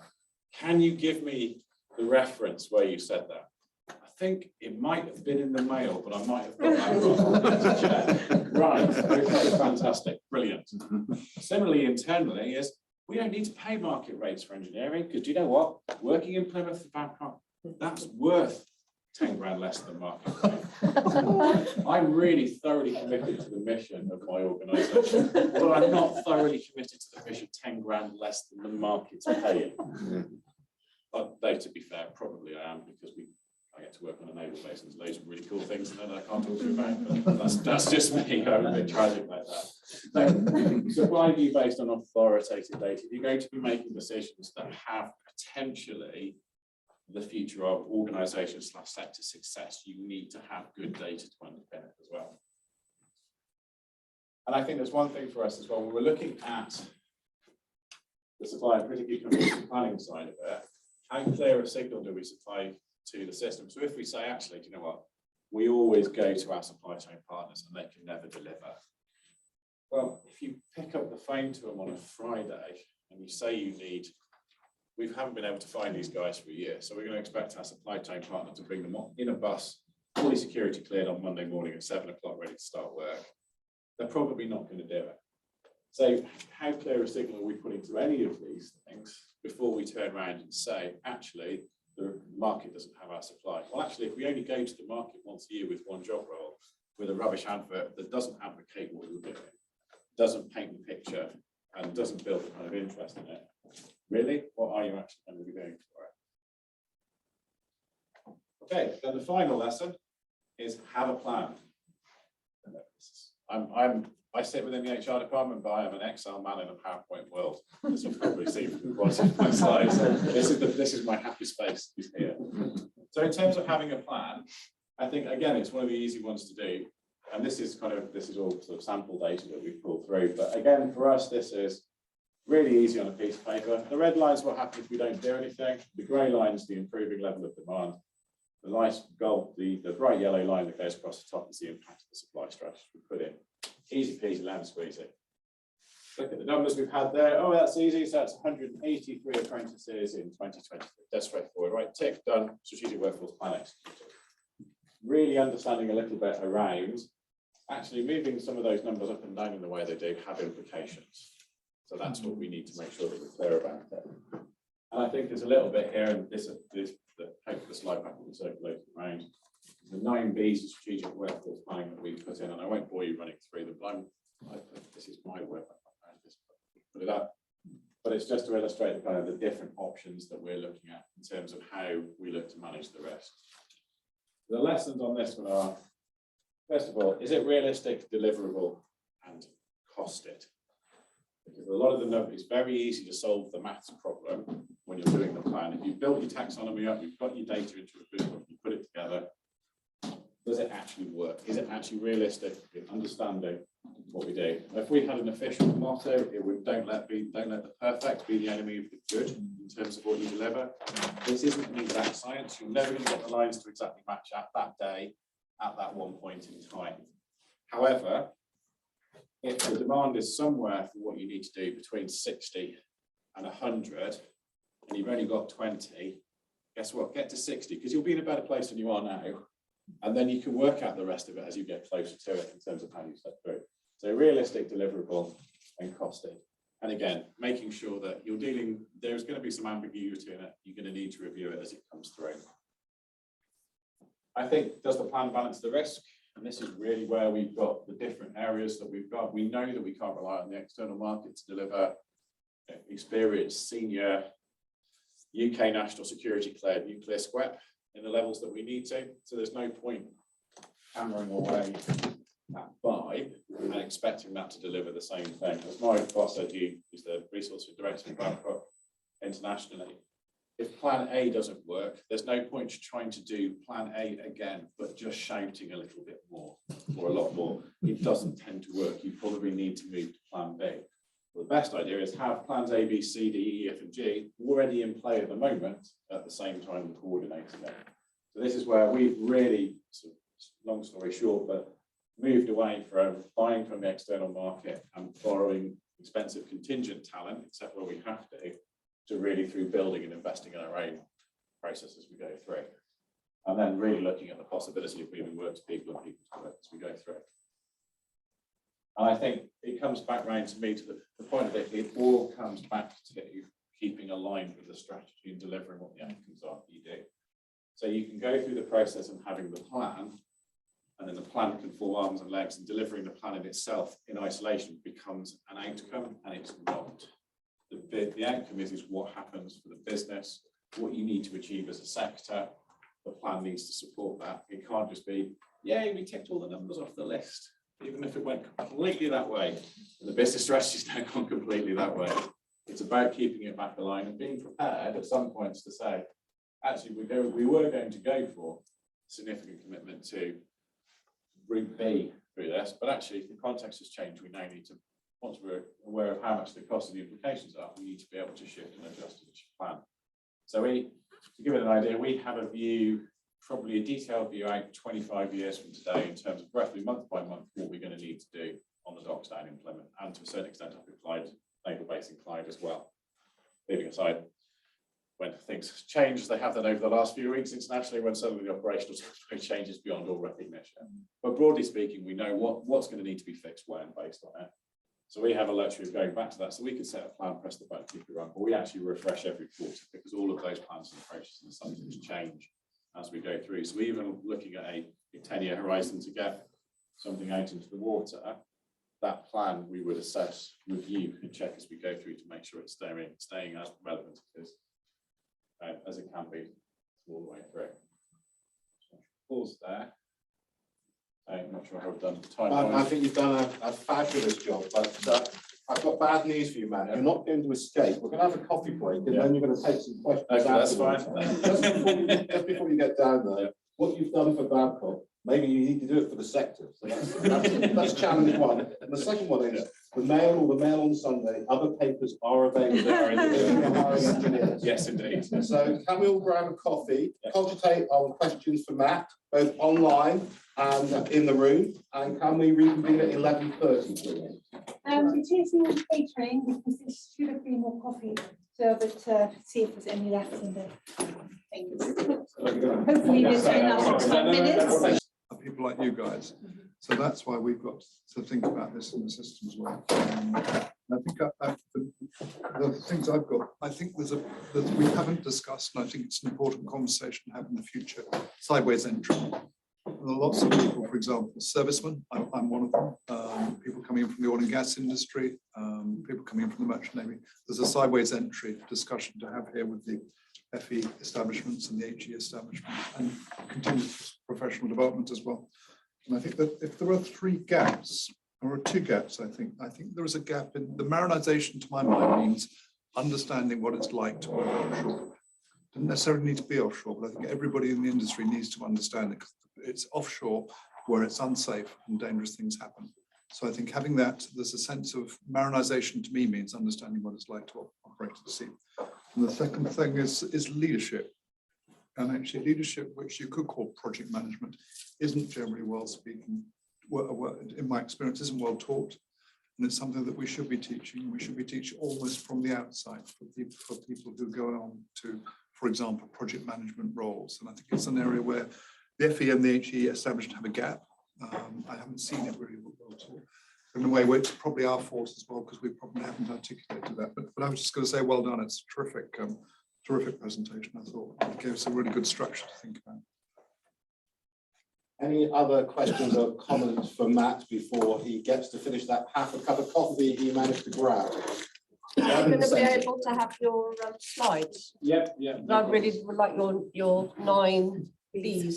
Well, that, you have to license that for me first. I take cash, that's fine. No, that's absolutely not a problem at all. I've noticed quite a few people got their eyes on the 9 Bs. Yeah. I've had a couple of conversations, we're going to take that. A lot of ownership of your work there, Matt. More happy to share. Anything further for Matt? I think you've overwhelmed us, Matt. I really do. I think the key, as I think Steve touched on it earlier, is translating this from the one big company to a sector. I think that strikes me as the big challenge. Obviously, the academy is a pillar for that, but I think we can explore that more and more. But any more thoughts on that, Matt? Well, I guess on that point and putting Matt on the spot a little bit. I like the fact you said, it doesn't necessarily mean an academy. And I think, sometimes we use these terms and, academy to some is a big building with the carpets that you chose earlier in the presentation. If we had to say, maybe take 2 priority actions on a sector-wide basis, a region-wide basis, within an academy, either an overarching organisation, institution, collaboration, whatever it might be, what would you suggest they might be? I am conscious I'm putting you on the spot there. I'd say there's probably one that's mundane and one that's profound. So I'll take the profound one first. Is just to be absolutely clear what that North Star is you're advocating on. So what is clear in terms of absolutely what the outcome and the purpose, that one line strapline is that the academy sort of program, whatever you want to call it, is there to do. And then the utterly mundane one is make sure we're using the same language on roles, disciplines, skills, FTEs. It's you can build all the fantastic tools and models, algorithms and solutions you can do. But the age-old thing about data stands true. It's rubbish in, rubbish out. So if we're not talking about the same language for demand and supply, we're never going to get the alignment of bringing all of these things together, because and it can be, as we've got 8 different spellings of the word welder, which was or it's a worse, it's a fundamental, and I think we just touched on that marinization. It's a fundamental misunderstanding of the context that these people operate in, or the safety case, or something like that. That just every single one of those becomes a little bit more misaligned. It's like a game of, by the time you get there, you end up with, we set out to do this, and accidentally we've ended up training this. And I've seen it happen in really big organizations that are supposed to be really good at this. It's just every time there's just a little bit of variance creeps into the system without any good reason. It's just a slight change of customer practice, and you end up with a misaligned outcome to where you want to get to. So I'd say, be really, really clear on what that strap line outcome is. So you put on the back of your card and go, this is what we're here to do. And the next thing is just that one common language on skills, roles, capabilities, context. So we're all in agreement that if we have a role A, this is broadly speaking what the core skills are, but it may well be that for organisation A, they have these 2 additional ones, organisation B, we have these 2 additional ones. But where there is a variance, we're clear and we understand why. So actually, your welder for this part of your value chain is different, slightly different to this one, but there's 8 core skills there. So actually, you can take him from here to here because you're really training him over these 2 skills. And that's what really starts to sort of make sure that you can start flowing and building that picture correctly. I've got a question about career progression, because of course workforce isn't just about starting at the bottom, but it's about how you've been thinking about that. I mean, just remember in the Navy, I think it might have been submarine nuclear engineers, and you've got a gap at the bottom and it runs with you for 30 years, because actually the people that you want to go up through the system and start to become the project managers and then the strategic leaders, and you're really in trouble. How did you think about modeling that? The broadest one we've got is we use attrition, or we interpret attrition into 3 different ways. We've got, leaving aside the desirable attrition, because that's just getting rid of there's thankfully not that much of that to do. It's less and less, it's diminishing points and percentage point for that. But we've almost got our retirement attrition risk. We've got our normal run of people, you relocate, sort of life changes, people leave. And then we've got our internal attrition rate, which is effectively our progression up, which is the one area where we had the blindness on, because you go, well, our fabricated population is less than 2%, and all of that's retirement risk. So why haven't we got any? It's because the really good ones are being grabbed by the health physics teams, or they're being moved up into leadership roles, and they're not spending the time on the tools. So we've just finished a project to model that. So we actually have then we come up with that sort of total attrition risk is like, actually, the number of FTE in the business, because this is what the accountants are interested in, isn't changing. However, it's moving, and it's moving around in different ways. And we're starting to model that, and that's where some of the data science guys are getting into it. But it really is about looking at, it's treating it in the same way as, because they're a net loss to that profession, even if they're going on to do something really great here. So we need to keep looking at it by, it's not just the job family, it's also by the layers and the time that it takes to move through it. So we treat it almost the same way as we would do someone leaving the organisation. It's just a very kind of segmented level. Thank you, Matt. No, I'm okay. I was like halfway through a talk. Thank you very much, Matt. Really appreciate everything you've done. So North Star and taxonomy. Yeah, thank you.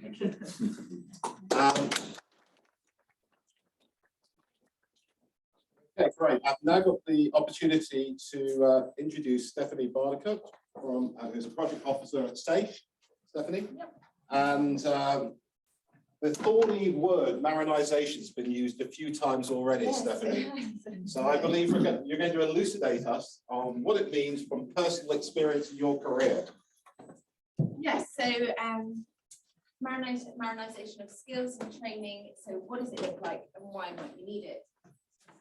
So I'm going to just look at the range of jobs that you can have offshore, the range of vessels and platforms that you can work on, qualifications that are required, HSC and personal documentation, and required personal characteristics as well, because the offshore life isn't for everyone, just like the office life isn't for everyone, So, and then, onshore logistics, project management, like Stephen said earlier, it's really important for them to marinise their skills, because for someone who has experience of shore life, they need to understand the emotion that goes into it, the long days, long hours, and the health and safety risk at it as well.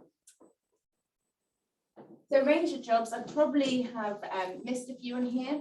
The captain, the master of the vessel with the officers, you've got as well in the maritime crew, the engineers that run the vessel, able-bodied people, so the deck crew. And they're full crew on the vessel, as long with the chefs, the cooks, and the stewards. So, if anyone's studying catering, are they made aware that they can work offshore? I mean, I did a taster course and I certainly wasn't. But and then we go into more of the technical kind of side of roles. So you've got engineers and technicians, construction workers, probably a huge list like welders, things, job titles I won't even have a clue about.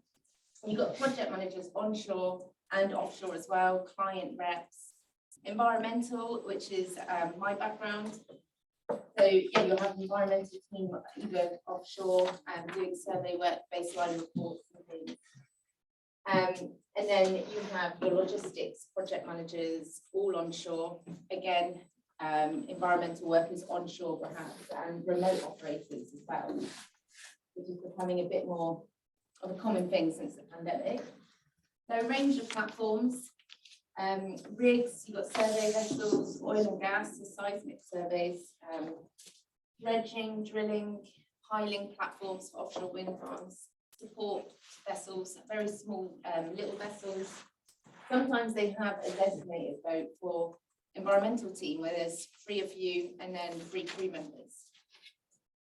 Sorry, I did forget to introduce myself, that my background is marine mammal consultancy. So I mainly work in, I've previously worked a lot in oil and gas and have worked in renewables as well. So doing baseline surveys and marine mammal monitoring and mitigation plans, just so you know where my view is coming from. So when we get to the qualification side, so like other people in the room, so I did a degree in marine biology that led on to a master's. I then kind of found out that there was opportunity to work offshore. So a friend said, oh, you need to do your Marine Mammal Observer course, JNCC. So looking at additional courses here, so I did my MMO course, my passive acoustic monitoring course, and then that kind of qualifies me to work on these vessels as a marine mammal consultant to mitigate for the marine mammals. Depend, you know, on if you're an engineer or a welder, you might have to do your working at heights course. You know, a lot of the vessel crew have to do waste management. So there's a lot of courses depending on your job role. But for everyone, no matter what your job role is, you have to do a sea survival course. So the STCW is quite commonly, desired for offshore work, especially for renewables and also the BOSIA as well. So I've actually got both of those and they're very similar. I felt when I did the STCW, I felt like I was doing the BOSIA. And then to work in some jobs, depending on how they're going to crew change the vessel, the crew out, if it's a support boat or if that vessel's going to come into port, that's fine. But if they're going to do helicopter crew transfers, you then have to have a Hewitt. And that's where they put you in the helicopter and you escape. Bit scary, but fun. And it's nothing like the Navy. So if you're ever going to advise students, tell them not to watch the YouTube videos when the Navy do it, because we would never do that. And then in order to do the Hewitt, you have to do the compressed air emergency breathing system course, which was new about 4 years ago, but now you can do all 3 of these courses together in the BOSIA. It makes it simple for people, you know, starting their career in offshore. So all of these courses will cover basic safety training on the vessel or offshore platforms, first aid and fire awareness. And what I learned was that 2 years ago, I had to refresh my BOSIA. So I do my UCOA medical, and it's nice because you can do it in Falmouth. And then I go and do my BOSIA. The STCW, we've got a place in Falmouth to do it. When I say we, I mean Cornwall. But the BOSIA, the nearest one is Southampton. So for people from Cornwall that has to do a course, travel. So when I went to do my BOSIA and my Hewitt and my CEFs, I was told I had to do a fitness to work medical, and I was like, no one told me this. So I had to book it with a crazy doctor, lovely doctor, in a house in Southampton. The guy was like, here, ring this guy and he'll sort you out. And it was like the back streets. And he was a very nice doctor, but it was a bit like, what? So looking at the ticket process to working offshore for me, I would do my additional courses, so MMO and PAM, then I'm qualified. I then do my medicals, so UCOA and fitness to work together, all in one go, in Falmouth, ideal. Then I'll go to Southampton and do my BOSIA, my Hewitt, and my compressed emergency air breathing system. And then I'm qualified. So now the hard part is to actually find work. Actually, I'm not qualified because you need your vaccinations.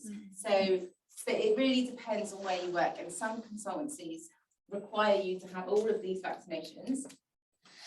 And then there's some non-compulsory ones. COVID, I didn't really know which one to put in because I have worked offshore during the pandemic where some crew are not double vaccinated. It just means they have to quarantine for longer.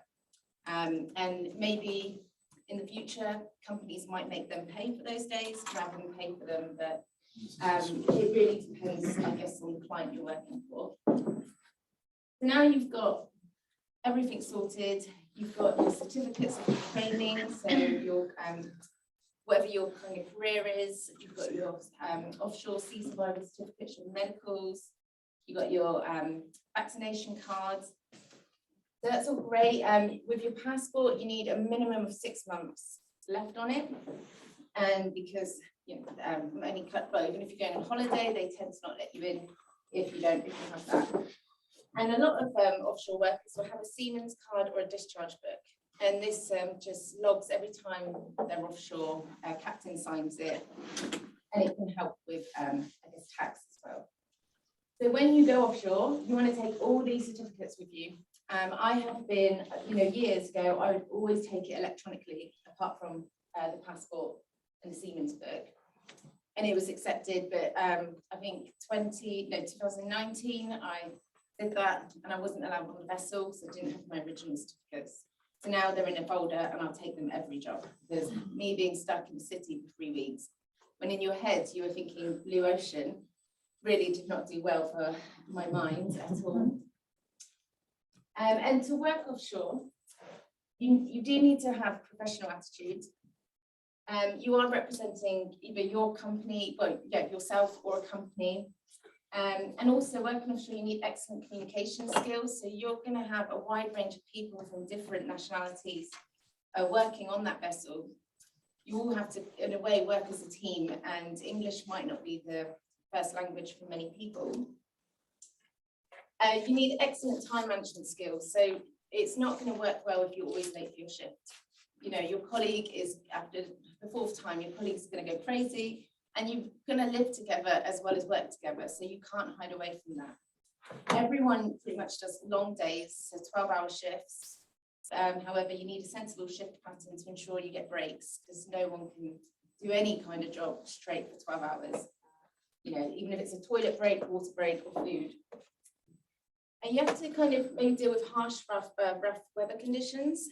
So you've got the full-on extreme. You can be in very hot weather.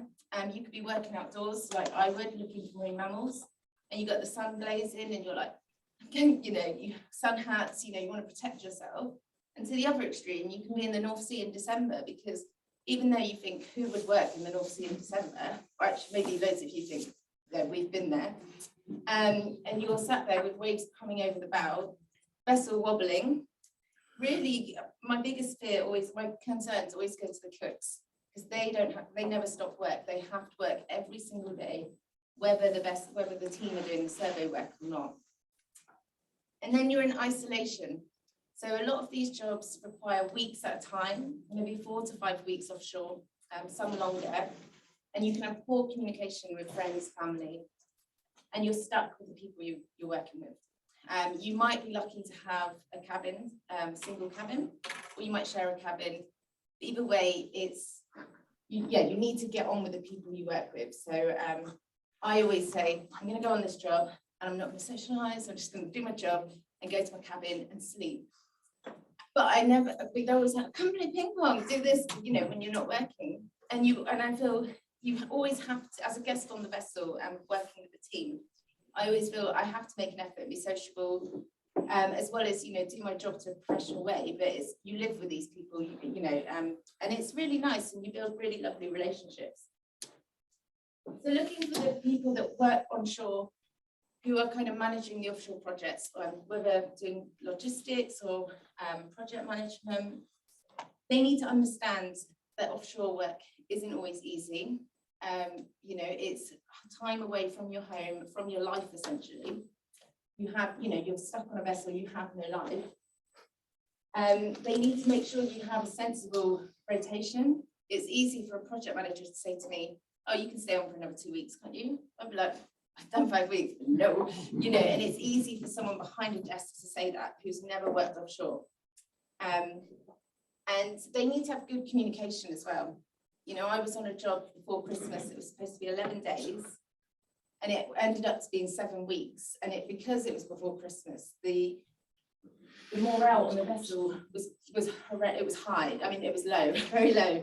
I've never experienced anything like it. And I emailed the project manager on shore to say, right, can you crew change me out around like the latest this date, because I have no care for my dog. So it's very, emotional for me, so I'm freaking out.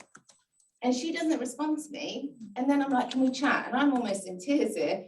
And then she's like, yeah, I'm going to find you a replacement. But for someone who's sat behind the desk, is it so hard to tell me we'll find you a replacement?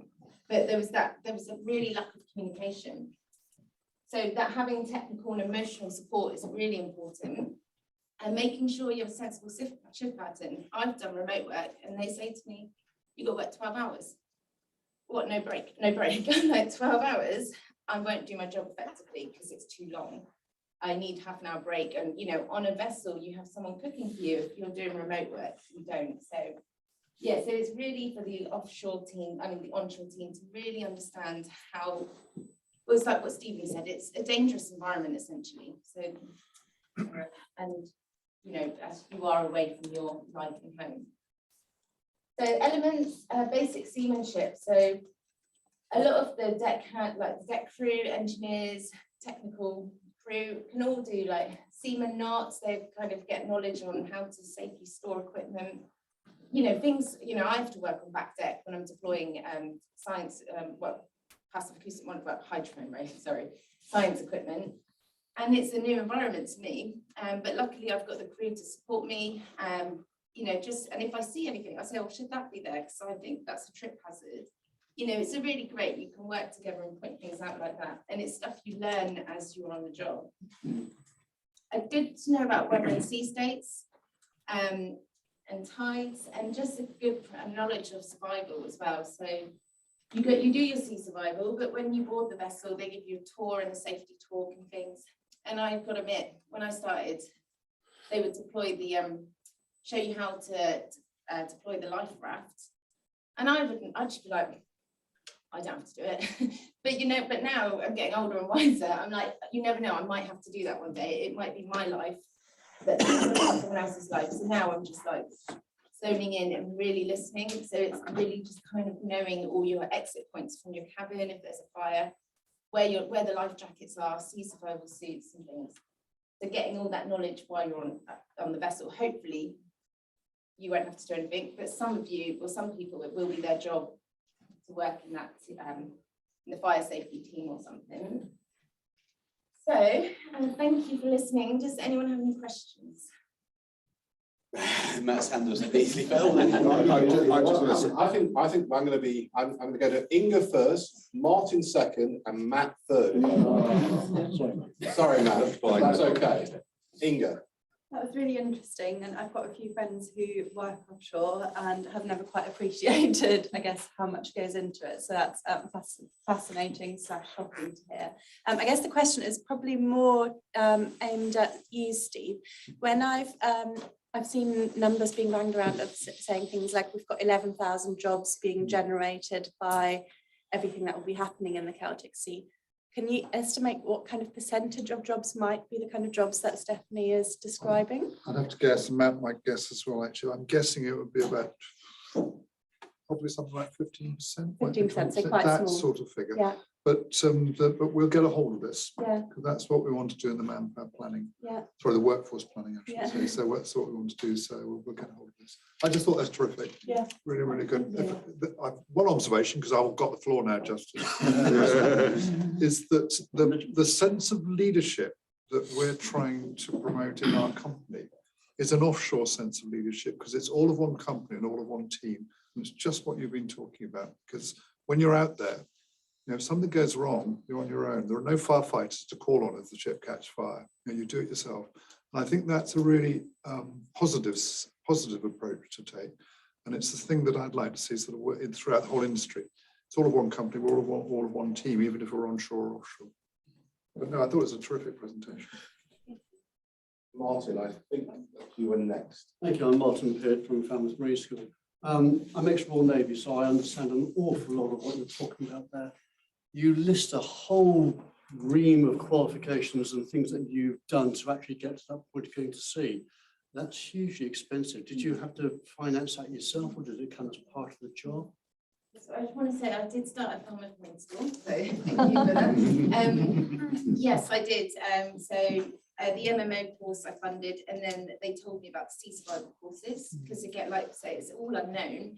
And I was like, like cried because I was like, I can't afford that, and I couldn't afford to do the PAM course, which most goes in hand together. They're both MMO and PAM.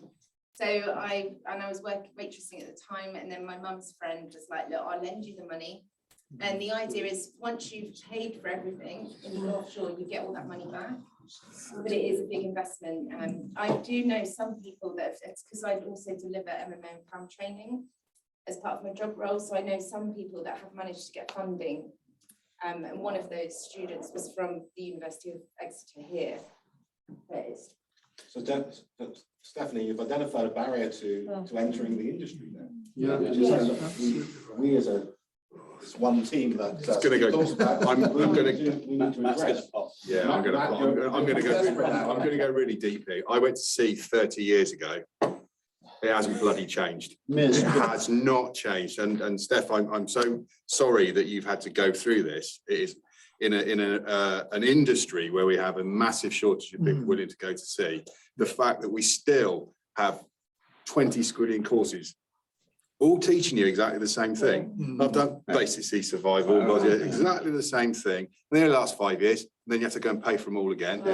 And 2 years for GWOs. oh, brilliant! Yeah, and umpteen medicals too. You know, if you've got a pulse, brilliant. That's 50 quid.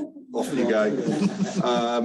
The fact that you've still got people working in offices who have got no clue what it's like to be at sea, it is absolutely shocking. And as an industry, and the question I want to ask you really, sorry, I don't mean to rant, but I have to say I left the company for exactly that reason, where I needed to get off. I had a real challenge ashore, and I had a spotty HR guy in Liverpool who refused to take my call. Refused to take my call because it was Friday, 2 PM in Liverpool. So I binned it off, left, and I was going to never go to sea again off the back of that. I did, because I needed the money. But, so everything you've said chimed, and that's why I'm so cross about it. I just wanted to sort of ask, we talk about the need for marinisation, and it's that level of understanding. And I guess you and I kind of exchanged an email before this about what does it mean to have sea sense. And to me, I think you articulated it, it's that you can tell someone's been to sea if they never leave a door open, because they know it's going to swing shut on them. They know. Hands on the rail. Always have a hand on the rail when you walk upstairs. Absolutely, because that's the thing. You never leave half a coffee cup on the edge of a table. These things, kind of it's simple, isn't it? But we need to take your experiences and understand those challenges. And as Steve said to me, just as you were talking, it's not just about the logistics guys. It's not just about the people in the office. It's the people who invest. It's the people who develop projects, the people who understand who are going to build this industry, because without the seafaring skills that, you know, and they are seafaring skills which apply across a vast, a huge array of different roles, how can we build an industry? How can we properly understand the implications and the costs and everything that goes with it? And I think there's a very real need here to grab hold, and this has been a debate for 30 years plus. How do you move away from an industry which is regulated? So it's more about how many tickets you've got. Got to get your tickets and you go offshore, but when you've got your tickets, it doesn't make you a mariner. Okay. How do we move to a situation where it's much more rounded? I guess it's a rant, Steph, rather than a question. I think what you've clearly articulated that is, with Steph's help, is that this is an area we need to address. Everyone that's in this room and beyond and in the virtual room, as a team, we need to address this if we're going to have this industry develop for us. I know this Matt also wanted to come in, I think, and then in the centre you wanted to come in as well. Can I just really rudely just dive in on that for 1 second? Apologies for anyone that's waiting. I'm looking across at Samantha over there. Funding for SECW. There's a rumour going around that you've got some funding you can support for that. Bursary schemes possibly.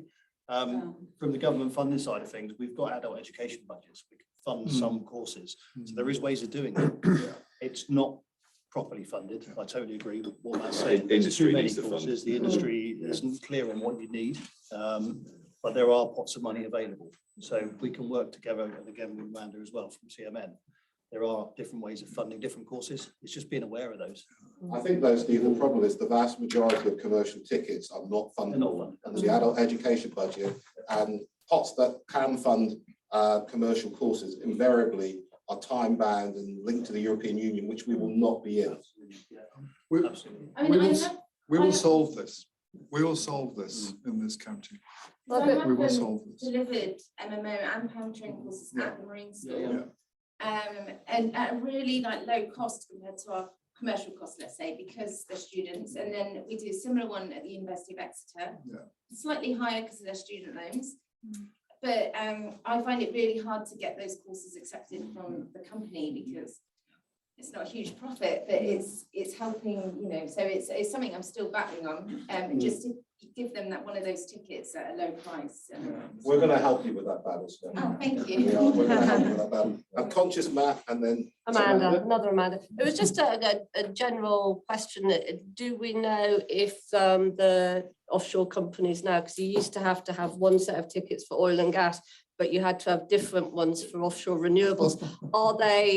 Is there anybody that's working to try and standardize it? So if you go from oil and gas, you can transfer into renewables without paying another £5,000 for it? Because it is just bonkers that they're And another exactly set of tickets for the yeah. fishing industry. Yeah, it's all the same courses with Another all set of of the tickets for same the workboat skills. industry. Especially self-employed, I only had the deposit. Yeah. And when I saw a job offer and it says, oh, client requests STCW, Yeah. I wouldn't go for it, so I'm not going Yeah. to pay enough grand. And they're all the same, They and are. there should be some lobbying going into the industries to say you should accept the equivalent, because you're all looking at the same skill And sets. it's different additional courses as Mm. well. So working on this I worked on Sapium 7000 last year, because it's a huge pilot. Saipem 7000, Saipem, it's sorry. my favourite crane ship. 300 people. Bit of a crane nerd. I had Big to crane. go and do, I can't, like the Chester strap or the Chester step test, and then a shoulder strap thing. And it's drove all the way to Bath for a 15-minute appointment. I mean, work paid for it and all, but it was, you know, it's not easy when you've got to do it on your own, and you've got to fund it all to just get that ticket. I'd just like to point out, I'd like to go to Saipan 7000 as well. I've got a Philip, can you picture of just it on my bear with phone. us for one moment, because Matt wanted to just come in very quickly. It was just good. It was a sort of slight cycle of observation. Kind of come across something similar when I worked in the utilities industry. I worked for a water company, and you couldn't transfer certain tickets from one sector to even if you'd worked on sort of wastewater to clean water, even though the physics around sort of pumps work exactly the same way, whether it's water or the other stuff that you're moving around. But I think when you're going into one of the things, the phrases that we kick around in the team at Northport is this enabling infrastructure, is that you can have the bodies moving around, you can have the skills, you can have the training courses, but it's quite often it's just this kind of stuff that starts to put the friction in the system about being able to move people around.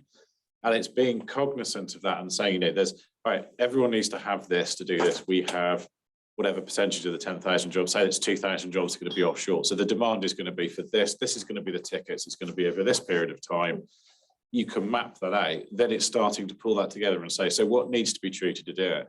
You know, we can't have one backstreet doctor, which sounds a really terrible threat, and my wife's GP, so I'm treading very carefully here. Backstreet doctor in Plymouth doing all of the offshore medicals for the entire industry, because A, they're going to be coining it, and B, it's just going to slow everything down when you're trying to get it done. So it's almost we kind of do it. We kind of use we look at smoking rooms, toilets, showers, restaurant, and eating where you're going to eat. So if we're bringing on an extra 1,000 people onto the dockyard, it's a finite amount of space. We need to find things for them to do all of those. Hopefully not too much the first, because we're trying to go smoke free as a site. But certainly for the middle three, you've got to have somewhere for some of them to sit out of the wet. You've got to have somewhere for people to shower and change. You've got to have somewhere for people to eat. So inevitably we don't think about that, and then we have people eating their lunches in stairwells.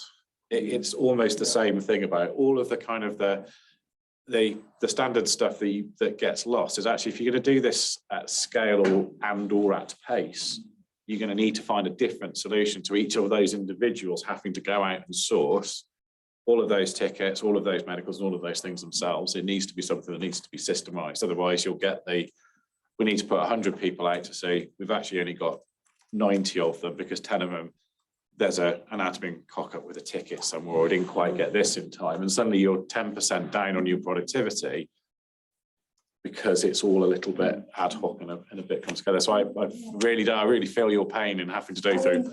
And then you have to pay for all yourself as well. Well, I don't really pause, that's Yeah. good, but That's even looking at the Bossier, there's like 8 versions of the Bossier, Yeah. so you really have to sift through, and then I get so many people who've completed MMO training saying, right, what one do I do? And then I just have to basically just type all this out and say, right, just look for that.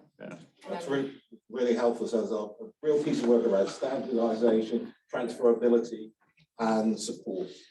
Philip, I know that you wanted to come in, and then I'm very conscious that we need to move on if we may, colleagues. So Philip.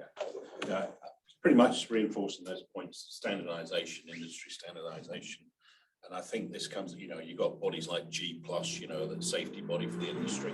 Really important that they lead in this and give a good, otherwise you'll have each company adapt its own standards. And I think also you've got the trainers, and I'm not being critical of the training organisations. My company offers training as well. But they sell that as a product. So sometimes they've got an incentive to, keep retraining people, possibly unnecessarily, so do you need to retrain every 2 years or 5 years? Can you retrain in a more convenient way, a virtual course instead of as a refresher rather than a hands-on course? So I think there's a lot of things that can be done to make this whole thing easier, but it's got to be addressed collectively, I think. I've got one last point. No, it's from me. Yep. And I'm surprised it hasn't raised up actually. What strikes me is that the barriers to getting a career at sea from someone who wants to do it. That's what Steph's saying is we need people to work at sea or support onshore roles. How are we going to manage that? That strikes me as a really pertinent question. I mean, if I just comment on that, my first job, I was told I was going to work with a lead MMO, lead PAM operator. I was just doing MMO, sorry. So I was going to have someone to guide me, support me through the role. I got, because of being female as well, and then he said this to me, because I'm female, the last girl he hired apparently ate too much chocolate and was sick because she had body issues or diet issues. So I was like, okay. And he's like, if you'd be sick, that's it. And I was like, but I love chocolate. I was really scared. And he charged me less than a third. He paid me, sorry, less than a third of what the average day rate was. And I just thought, I'm going to do this to get my foot in the door. And I'd meet my colleague at his first time working offshore as well. So I had to actually step up and be the lead and have 50% of what he was getting paid. So a lot of people face that at the moment, but I did it to get my foot in the door, sold myself cheap, and then that was it. We wonder why kids don't want to go to sea anymore. So thank you so much, Steph. Thank you. I think we're going to that brings us to our final speaker. He's up already, Professor Richard Cochrane. Last but not least by any measure. And Richard, we're in your hands with respect to the thought review of our carbon intensity and decarbonisation.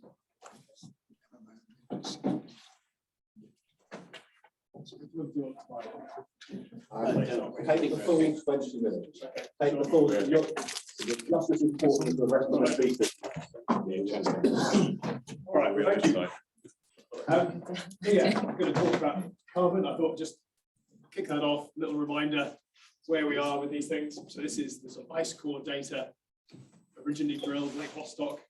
We went down and years of all snow falling, trapped these little bubbles of the atmosphere, and we drilled down and then can measure directly the carbon concentration with depth, and from that data and other sources measure the temperature. And we see these profiles of how the temperature on the top goes through the lower periods, the ice ages, and the interglacial periods, and then the carbon at the bottom rarely exceeding 300 parts per million.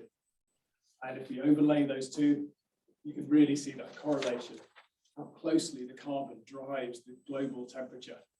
you get those rises in the carbon, and then the temperature follows quite soon afterwards. And what have we gone and done? Well, we've taken this nice cycle that never went above 300 parts per million, and bam. But I keep having to update the slide because it goes up and up and up. So the latest figures are sort of 419. So we're into kind of uncharted territory. Yes, there is ambiguity about, is it going to get 1.5 or 2 degrees warmer, because we're into a different area that we haven't been before for millennia. But what's positive is we are making progress. If you look at the carbon intensity of our electricity, back in the 80s or whatever, we were emitting 1,000 grams of carbon for every kilowatt hour that we consumed. And initially, actually, that was stopping burning coal and burning gas instead, and we got down to about 500. But recently, what we've done is renewables that have really changed that. And we are following this prediction, and we are now down typically sort of 200 grams per kilowatt hour, 250 or so, because of the role of renewables. And then you get days when my Twitter feed got all excited because we hit an all-time low. Actually, it's gone lower than this and subsequently, but and then top of the list was wind. So wind was really helping to reduce our carbon intensity of our electricity. Now, as Steve mentioned, this is only our electricity. We need to do far more about heat and transport. But actually, if we switch to a heat pump, we get these benefits from the decarbonisation of our electricity. Similarly with transport, an electric vehicle, we get these benefits of how we decarbonise those. But that is going to put more pressure on the sector. We need more renewables to continue doing this going forward. Now, Cornwall has been pioneering in this. As again, Steve mentioned earlier, Tenable, first wind farm in the UK. So we've got great expertise in the deployment, the optimization, the operation of these technologies, from Tenable, repowered, solar farms. And we've got now consultants who are getting the benefits of the operation of these and advising countries around the world on their solar farm developments and that sort of stuff. And then other innovations like geothermal, we're pioneering here going forward. So I was going to just, in the context of carbon, talk about some of the innovations that we've seen in wind turbines. I still think it's just phenomenal technology that you can actually harness the energy from a gentle breeze and generate electricity, but with the structure so robust that we can withstand some phenomenal forces that the wind can apply to those technologies. And that optimization is really very well developed and very impressive. Wind in the UK, currently powering 18.2 million homes. So we're making a real contribution, the energy equivalent each year to the electricity consumed by 18.2 million homes and saving 30 million tons of carbon every year. So wind is doing a lot of work for us. Like GE, very excited, their turbine, one revolution, and their turbine will power a UK household for 2 days. So the scale of this is quite phenomenal. Okay. Now it is really quite a challenge, some of the technology that we've been developing, and scale creates some real issues. If you look at, say, the blades, with this blade 107 meters long, phenomenal construction, and it's made, this one was made by resin infusion. So in the past, we used to make the skin, and we make the spar caps, and we make the internal reinforcement, and then glue it all together. This one was complex molding, and the dry composites all laid up, and then we sucked the resin, the epoxy resin, through the whole thing, 107 meters long. And that makes it very much more robust. It links all the different components very effectively. But it also makes the blade considerably lighter. So this sort of technology is, and if we think about carbon, actually the composites we use, for every ton of composites, it would release between 2 and 6 times as much carbon into the atmosphere per ton of, say, steel in the tower. So if we can reduce the amount of composites, that could make a real benefit in the carbon footprint of making that turbine. And what have we done? Well, if we look at the sort of old scaling models with the blue dots here, and the last one on the right is the IEA 15 megawatt turbine. So the old models, if we made blades like we did in the past, that would weigh over 150 tons each blade. But actually we're down to about 65. So it's about almost a third of the actual weight and therefore the carbon footprint with the innovations we've made in that blade technology going forward. We've got other innovations, silly things like, let's say now such a big structure, transport is a real issue. So we've got innovations in the transport rear that's automatically driving around the bend and then lifting up the blade, novel technology that we've done. Now it's easier in the offshore sector, but still very impressive how the technologies move forward to cope with these sorts of things. Things like generators have really improved. We never sort of predicted in a way a few years ago that we would have a 15 megawatt turbine or 14 megawatt turbine that's got a direct drive permanent magnet generator. And that's been phenomenal. It's really improved the energy efficiency of the turbine, but also the reliability. We haven't got gearboxes that have mechanical losses and need extra maintenance and all that sort of stuff. One of the challenges, though, is weight. And that could be a real barrier for further scaling up of the turbines. We get up to 20 megawatts. The weight of a permanent magnet generator might be too much for any crane that we've got to lift up onto the turbine.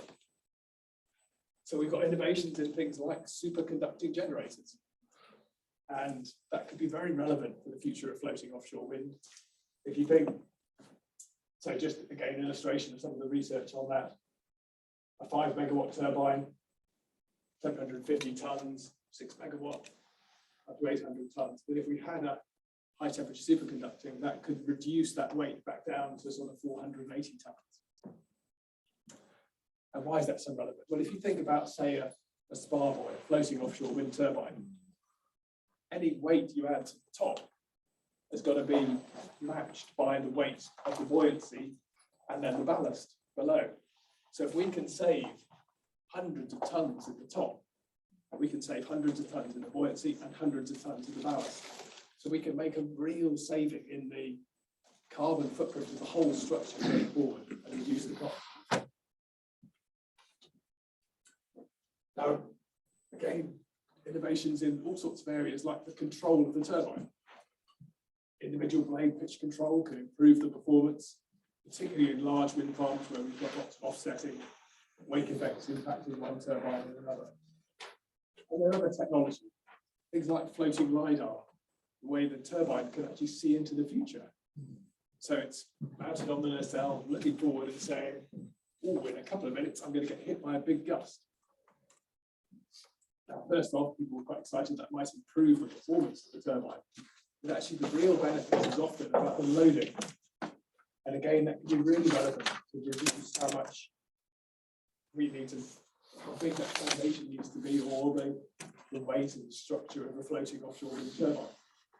If we know we're going to get hit by a gust, we can feather the blades ready before that gust hits and really reduce the force that the wind could apply to the turbine. So again, it could make real savings in the structure, the cost, and the carbon footprint of the whole system. Floating offshore wind will unlock lots of new areas, deeper water all around the country, advantages in terms of the environmental impact of the assembly and everything like that.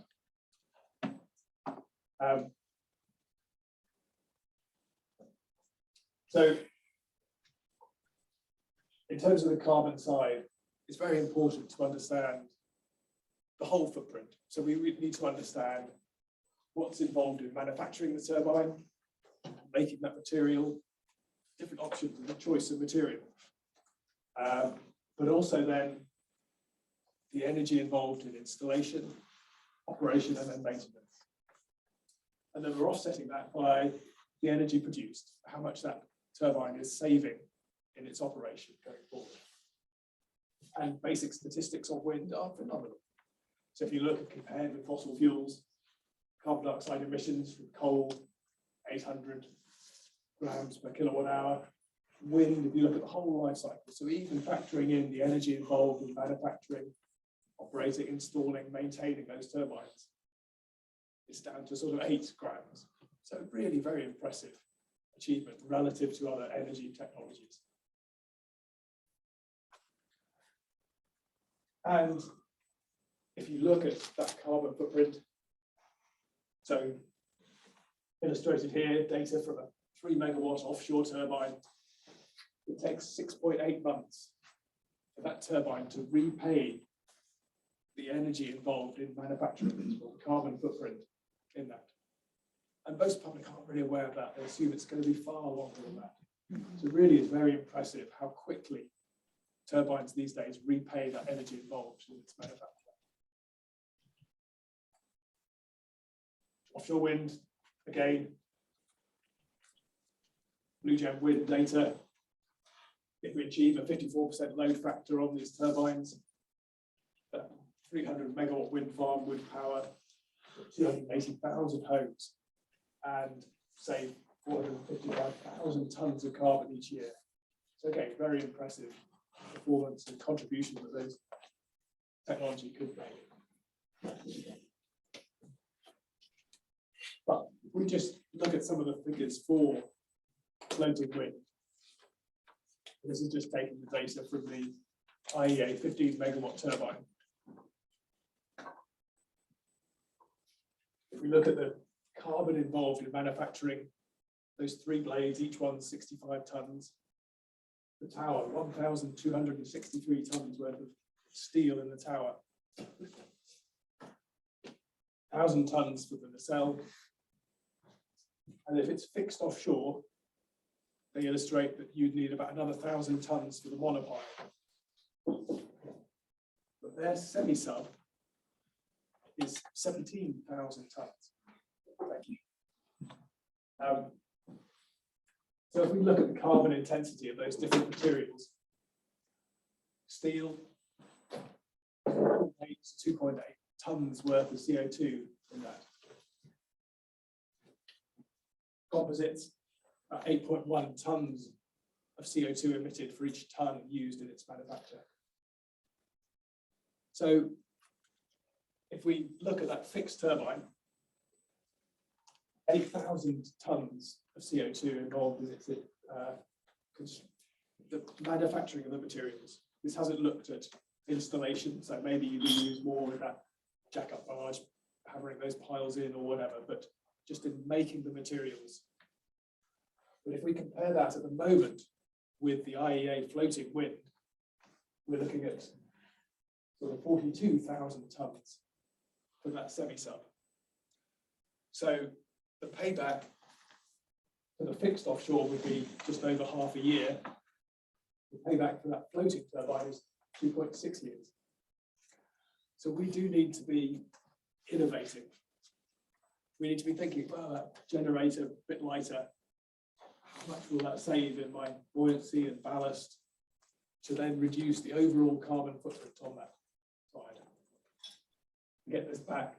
Now this is carbon, but actually it's going to reflect cost as well. If we're using that much material to make that semi-sub, it's going to cost more to manufacture. So we need these innovations to reduce these technologies and improve the technology going forward. So yeah, very important that we work out, really think about how we can reduce the carbon footprint of floating offshore turbines, and that will help reduce the cost and make it more cost effective going forward. We need to understand the full life cycle, the energy involved in the manufacture, but also operation, end of life, we recycle, all those sort of areas going forward. Now, once in operation, there are various methods that we can use to get a benefit from that carbon saving. So things like REGOs, renewable energy guarantees of origin, where people can purchase the power and get a benefit for the carbon saving that buying that power from that wind farm is developing. Now, if you're on site, there are perhaps simpler mechanisms. You put your PV on your roof and you're using it directly. But even if we're looking at offsite, there are still mechanisms where we can have a power purchase agreement and sell that power to a particular company, and they get the benefit of that carbon saving going forward. So another income stream, another saving that we can make on that. So, and then beyond that, I think it's really good to explore other synergies. What can we be doing with the developments that will link into fisheries, agriculture, other technologies like that? The illustrations there, the marine power systems, combining different technologies, is that the route forward, going forward? And then we're very keen to explore how we can really support local jobs and the training that will be needed to deliver those jobs.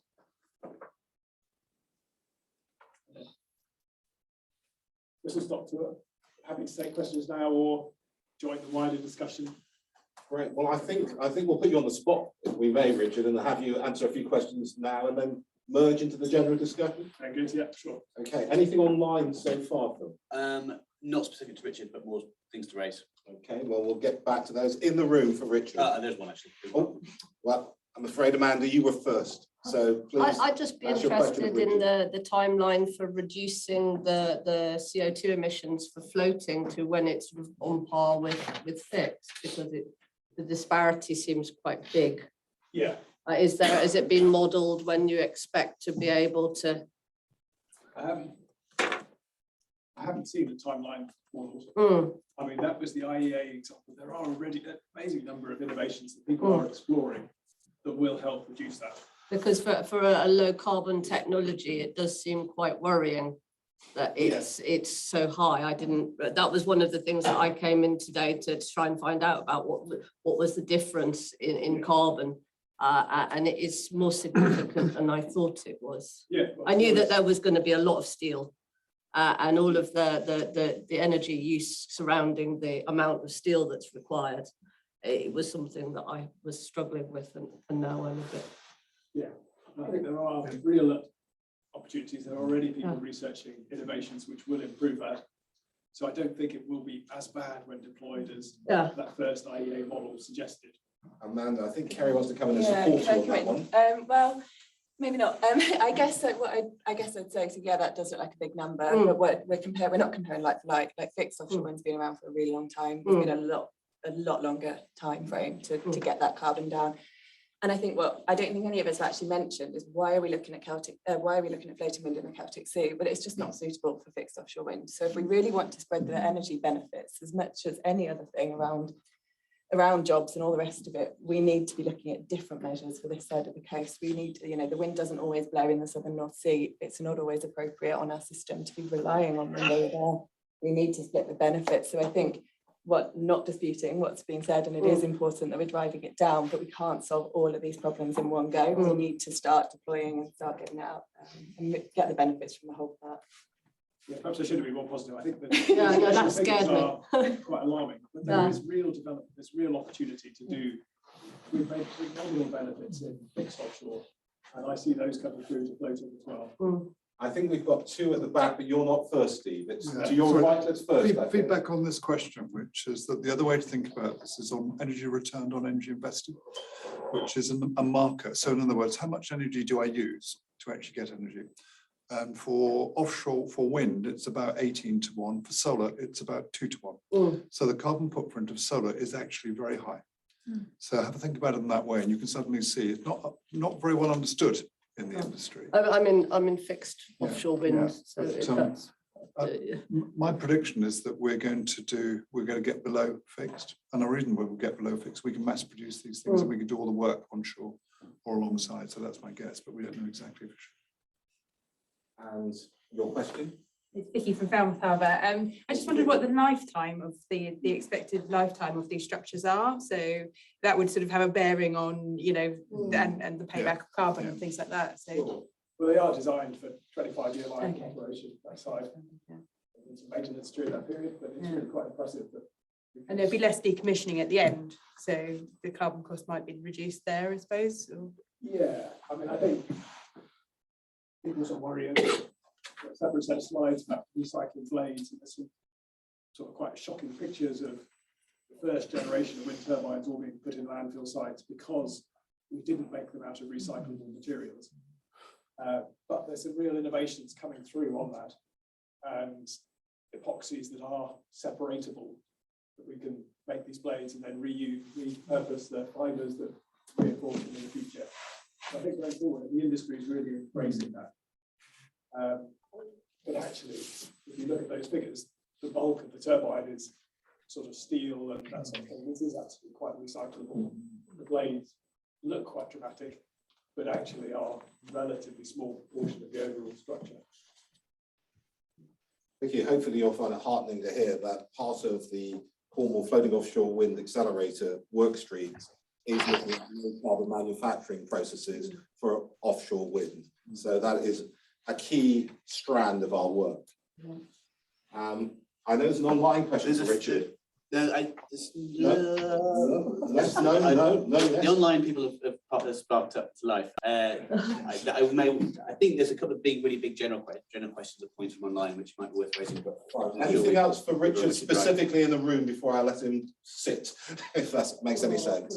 Okay, thank you very much, Richard. Thank you. So you have the floor now for the online big general questions. Well, there's been quite, through the course of people, there tends to be a lag, unfortunately, online. I apologise to online people who can hear me but it's not that easy. However, a really good point here and question from Celia Anderson, who's a skills lead at Offshore Wind Industry Council, mentions Matt's presentation from Babcock and is really appreciative of that. And mentions a few times that she says that in terms of translating this approach into sector-wide market needs, how can we do that and who does what and who does that? She mentions the UK Engineering Council often give a view of the numbers of future engineers that will be needed, likewise the institution of chartered surveyors, and is also working on the MOD, potential service leavers to be able to use their funding for GWOs and also key qualifications such as electrical safety.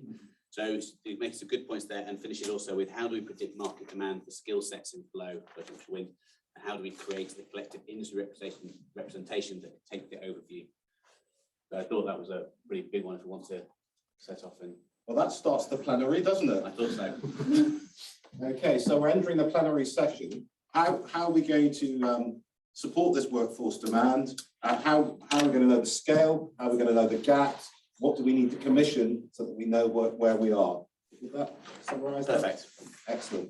Floor is open. I can take the answer for those. I mean, I think the initiatives are generally better done regionally, because we know our people, we know our engineers, we know our institutions, we know our businesses. That's not to say that we shouldn't try and do things nationally. But doing things nationally is generally slow, and they don't always understand what happens. So there needs to be regional leadership. The regional leadership is being provided by the Cornwall Local Enterprise Partnership. They're doing a terrific job, and the council, I'm bound to say, in starting to work out what. So there's a regional leadership in this. In terms of the professional bit of that, that's what Celtic Sea Power's for. Not the only thing we're doing, but that's our job. Our job is to make this a success in the region, and workforce are actually the key component in making this a success. So I think that's the first one. The second one is actually, I think, on the accreditation and doing all the stuff. Well, we'll work it out. We'll work it out. We don't exactly know how to do it, but it's clear that nobody else does based on Stephanie's experience. So we'll work it out. Steve, can I come back to you on one of those things? And that is you especially as a training provider as well. So. You talked about the Cornwall and Isles Scilly LEP and their engagement. How do we ensure that LEPs across the Greater Southwest work collaboratively? How do we ensure that we work with the Welsh Government so that we have a holistic, joined-up approach from government for the Celtic Sea? Again, I think there's two or three institutions which are key to this. The Local Enterprise Partnership sits as part of a Greater Southwest LEPs, and they do talk. I don't think we're as joined up yet as we could be.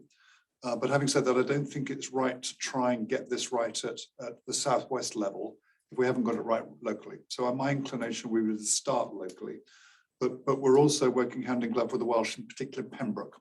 So we have an office in Pembroke with 3 people. We're part of something called Pembroke.Marine. Simon Cheeseman's colleagues are up there in the Offshore Renewable Energy Catapult. And our team are looking at the bigger bit, but they've got their eye on skills up in Pembroke as well. So I think there's the start of it. I'm not saying that we've solved this, and Simon might like to say a little bit more about what we're doing in the Celtic Sea cluster, but we know it's an issue and we're getting ahead of it, getting on it ahead of time. Simon, any thoughts that you might want to add to that? You're on the spot there, Simon. No, not at all, that's fine. So Celtic Sea Cluster really is doing three things. One, it's trying to create the market conditions for floating offshore wind in the Celtic Sea. It's trying to provide the right infrastructure and doing that in a strategic way, and it's then looking at the skilled jobs piece. And I think it's fair to say that, you know, we're just starting to get to grips with understanding what the skills will need to be, and certainly we think it's for the industry to describe what the skills need to look like. But you know, there's a number of organisations starting to look at this, and people are recognising the need to treat this differently, treating it in a different way, but it's not something that's going to happen, you know, overnight. But I think these sort of workshops are ideal to get people's mindsets together and keep us all sort of focused in the same sort of direction. So I think that's really good. But we're seeing similar sort of initiatives pop up in other regions and other, not so much in other clusters. I suppose there's a lot of that going on up in the north now. Yeah. I get a true sense that there's an appetite in the room for a regional approach to solving our workforce issues. Is that correct or wrong? I'm looking for nods. Or Philip, you're going to say something. I'm going to counter that a little bit. I mean, yes, I get the regional thing. My feeling here is that we need to think about the nature of work, nature of skills that support the industry. And one way you can categorize this would be geographically dependent roles, non-geographically dependent roles. So if we're putting people out there to do maintenance tasks, construction tasks on boats, you know, clearly that happens here. Things that are going on in docks, boats, local construction operations. But a lot of those, I mean, Steve was sort of hinting that maybe it was about 20% of the workforce might be working offshore, which to me is suggesting there's a lot behind that.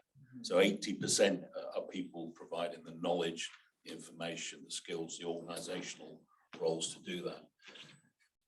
I think we've got to be careful that we, you know, if we want to make this a success for the Southwest, I think we need to be tapping in to whatever the best skills we can get from wherever we can get them.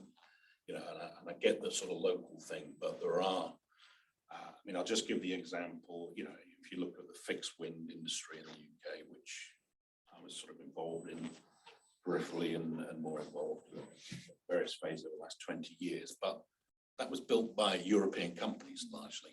And you were saying that we didn't export that, and it's true, because what the UK was extremely good at, I think, was they organised that infrastructure. I think the Crown Estate did a great job in the way they managed licensing and the way they got, I think they did better than pretty much any other place in the world on that. But we relied on a lot of European companies being involved in that.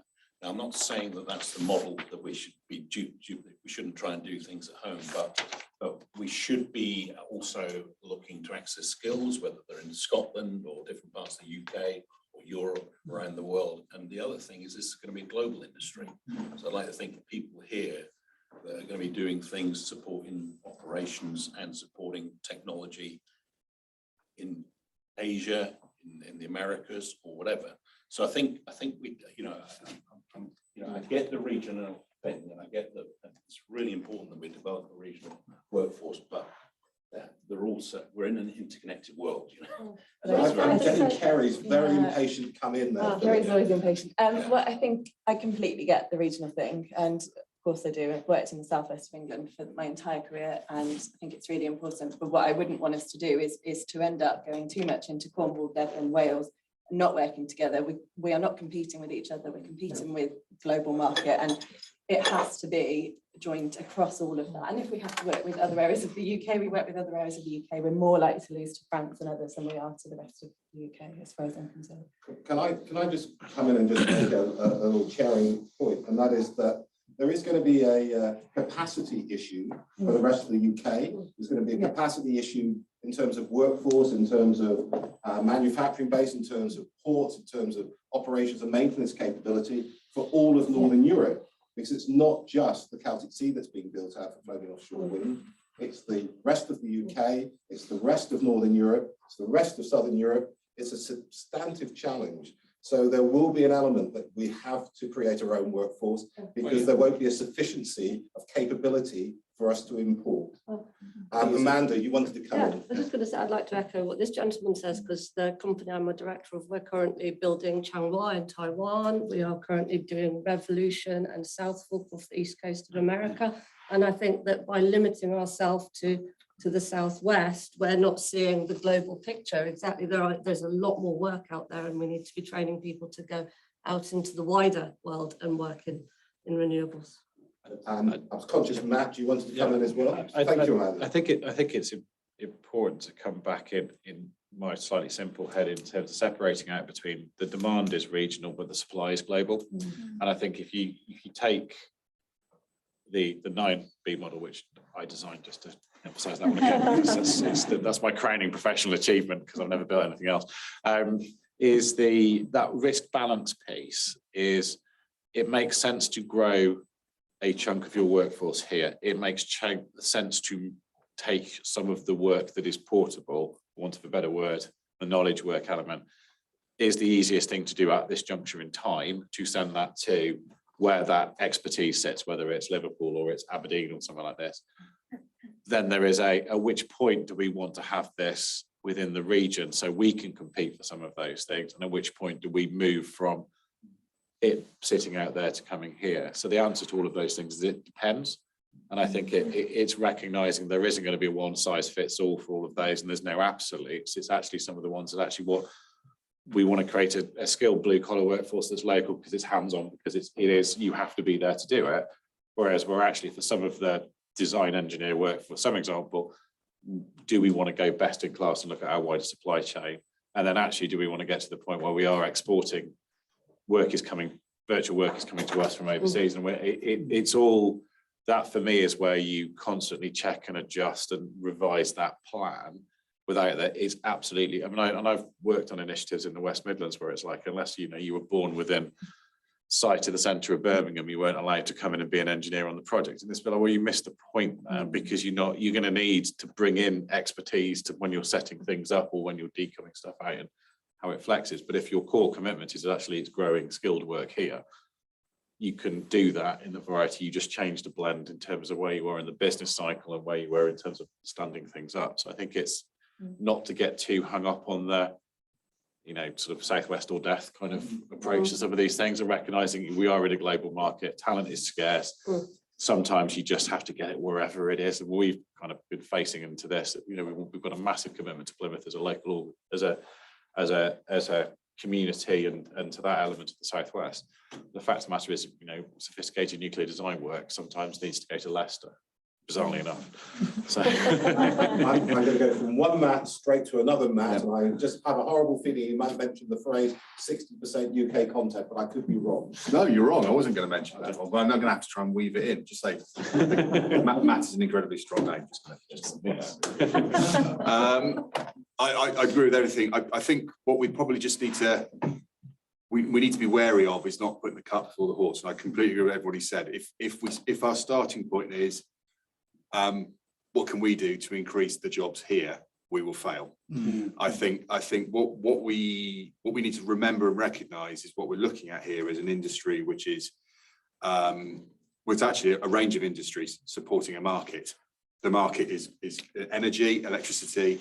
The product that's going to service that market is floating offshore wind potentially, and there's a range of different industries that will need to actually be created to meet those. We're at the point really where we've got a great opportunity, and I used the term ecosystem, Matt, in your presentation. It's a phrase that I feel now smirking because I bang on about it all the time, but it is an industrial ecosystem that doesn't exist right now. We need to kind of understand that pretty rapidly. What does that industrial ecosystem look like? What's the mix of technology, ports, infrastructure, competencies? Once you understand that, you can start to, as you say, break out the kind of disciplines and roles which fit into it. And then once we've done that, then we can work out how the hell we're going to fit it. And it will inevitably be a mixture of homegrown talent, pivoting industries coming in. It could well be global supply chain companies. It'll be a mixture. The reason we want to probably tackle this regionally is because the Celtic Sea opportunity has been alluded to in this session today, is a blank sheet of paper and has the opportunity to be one of the first in the world to do this. And if we are one of the first in the world to do this, then the inevitable consequence means that some of the stuff that we do here, we will be market leaders in. And that's where your export opportunities soar. And that's where sustainable opportunity comes for the region. So I think it's, I think what everybody said is absolutely correct. And I think we need to keep our eyes on the prize. I think that's, but we can't hang on. We can't wait. We can't wait for someone to tell us what they need. We can't wait for somebody to say, I think you should be doing this. Otherwise, we're all going to look at Kerry and say, Kerry, what do you need and when do you want it by? And that would be wholly unfair. We need to be working collectively to create our ecosystem, and then we've got something to work with. Thanks, Matt. In the spirit of collectivism, I've asked Phil to do some work now. Yes. And I've really asked him to summarise where we've got to today with the notes that he's furiously been taking and working online as well. So Phil, I'm in your hands. Thank you, everybody. But thank you, Justin, because I think I'm not going to get a word in edgeways. Justin's got the floor. So I've taken various notes. I've also been keeping an eye on various nods to take as by means of a straw poll, which is not scientific, but I think it's key. We see this this event as a bit of a Kickstarter. You know, the main thing is the summarised notes are, and to be fair, I will randomly vote to Maya and distribute them time.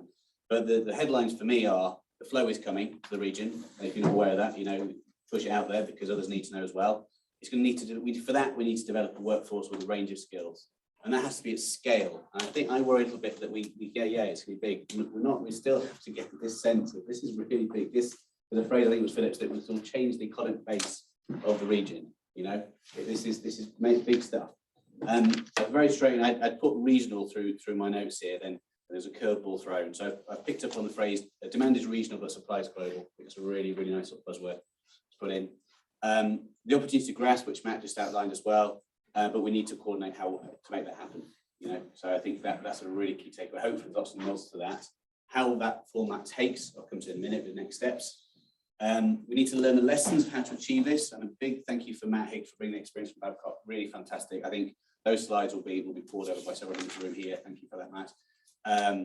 The buzzwords I took from it were the need for clear vision and solid data. As I summarise your many slides on your 9Bs, TM, Matt Higgs, clear vision and a solid data to make it happen. I think also picked up on a couple of more comments in the sidelines that we have the system and the training provision that we have, it has a lot of capabilities. No real doubt about the capability. It's scaling it up and also maybe piecing together some of the fragmented elements to it.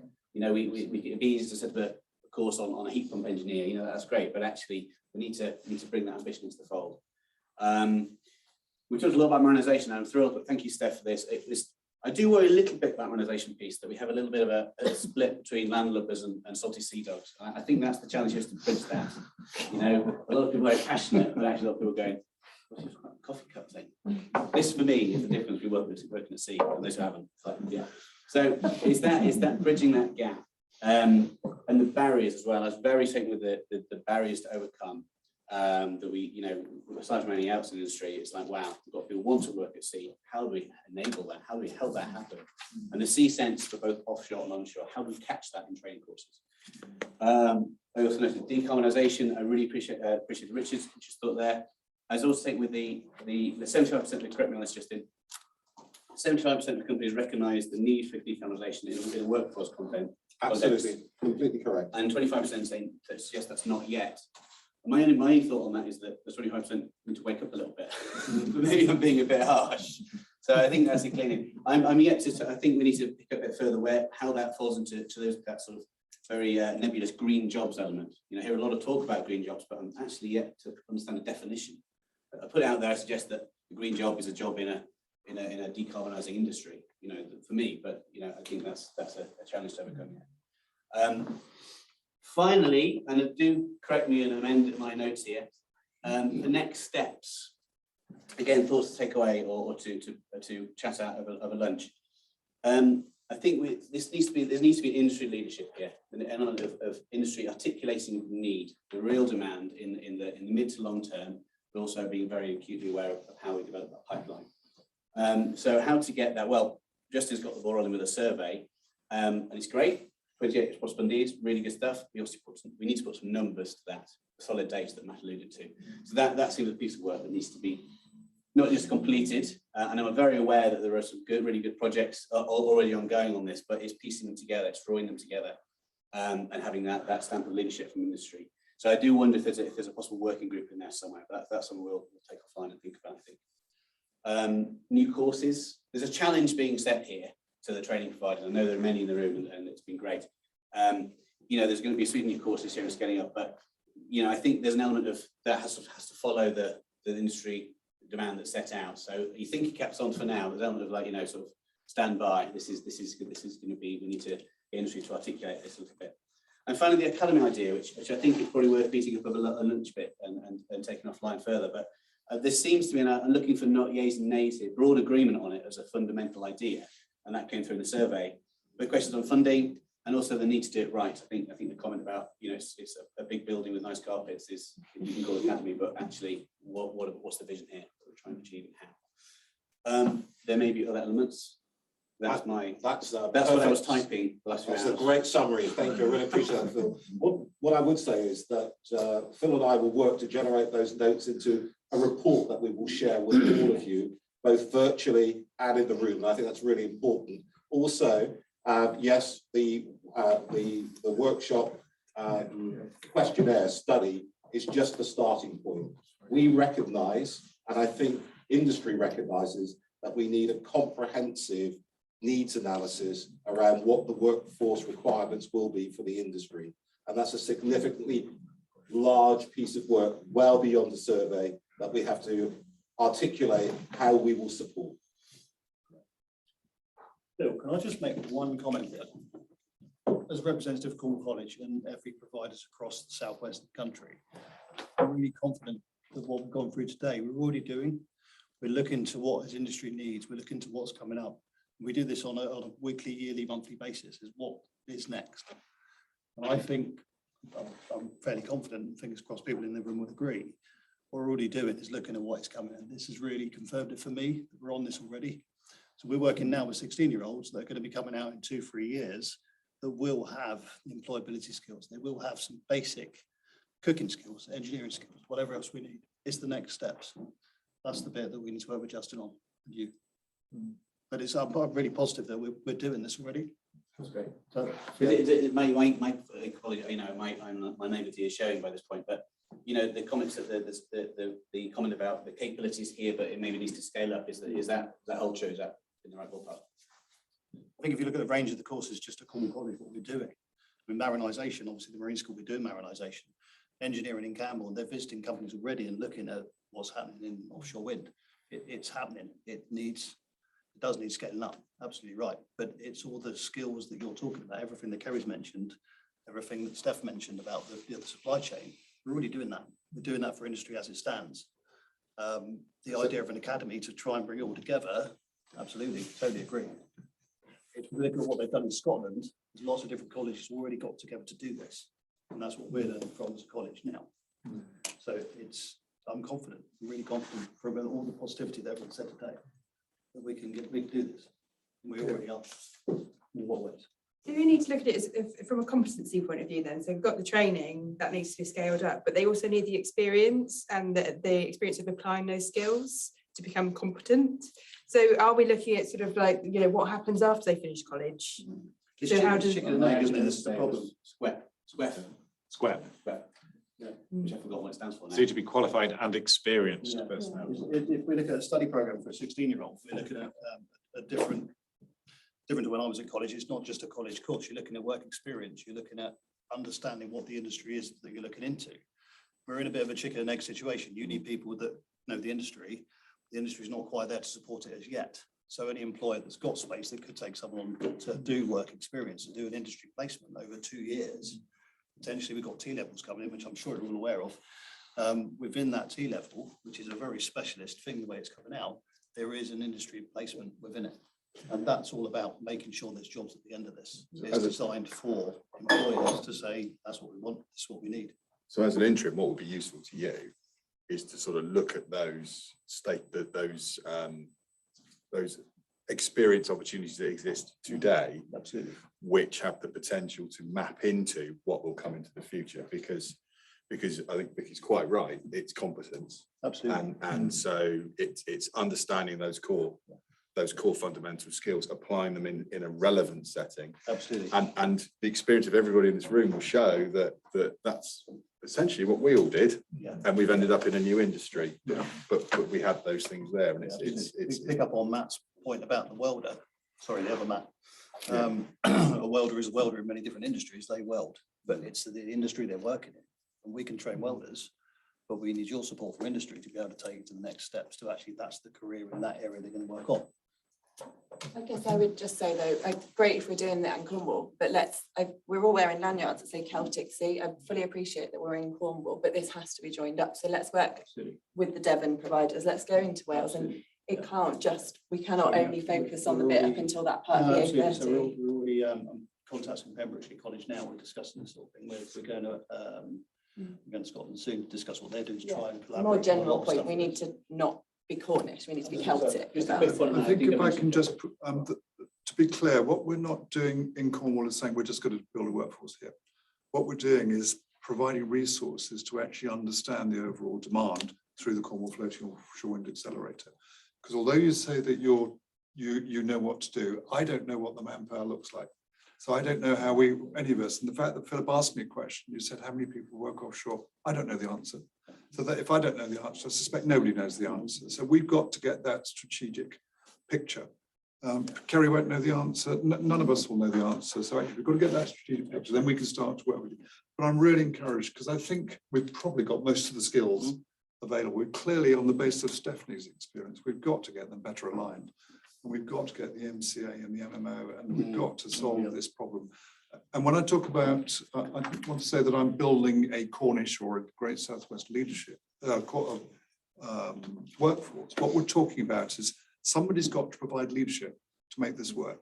And the chances of doing this at the national level are about zero. Because you're talking about DFT, DFE, DEFRA, BAYS, I could go on and on and on. They won't happen. So we'll have to lead this initially at the regional level. It's in our interest to do so, and we'll get support if we can do it. So you know, I'm not suggesting the leaders are in this room and online. Absolutely, I think And so. on that note, I'm going to take you to lunch, both virtually and physically, and I suggest we continue the debate. Yeah. The report will come out. I do really believe, though, this strategic piece of work around the Celtic Sea level, not at a Cornwall level, needs to be done for workforce development. And I would ask you all to support that initiative. Thank you, thank you for attending today. Is there any housekeeping? Lunch is just outside the door. Somewhere there's coffee, I have to find it. You've all got your parking passes so that you don't have to pay for parking? Yes? Excellent. Okay, great. Thank you for attending.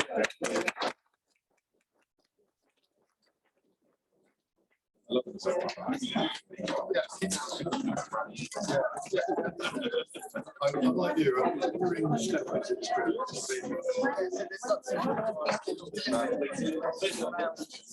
Yes.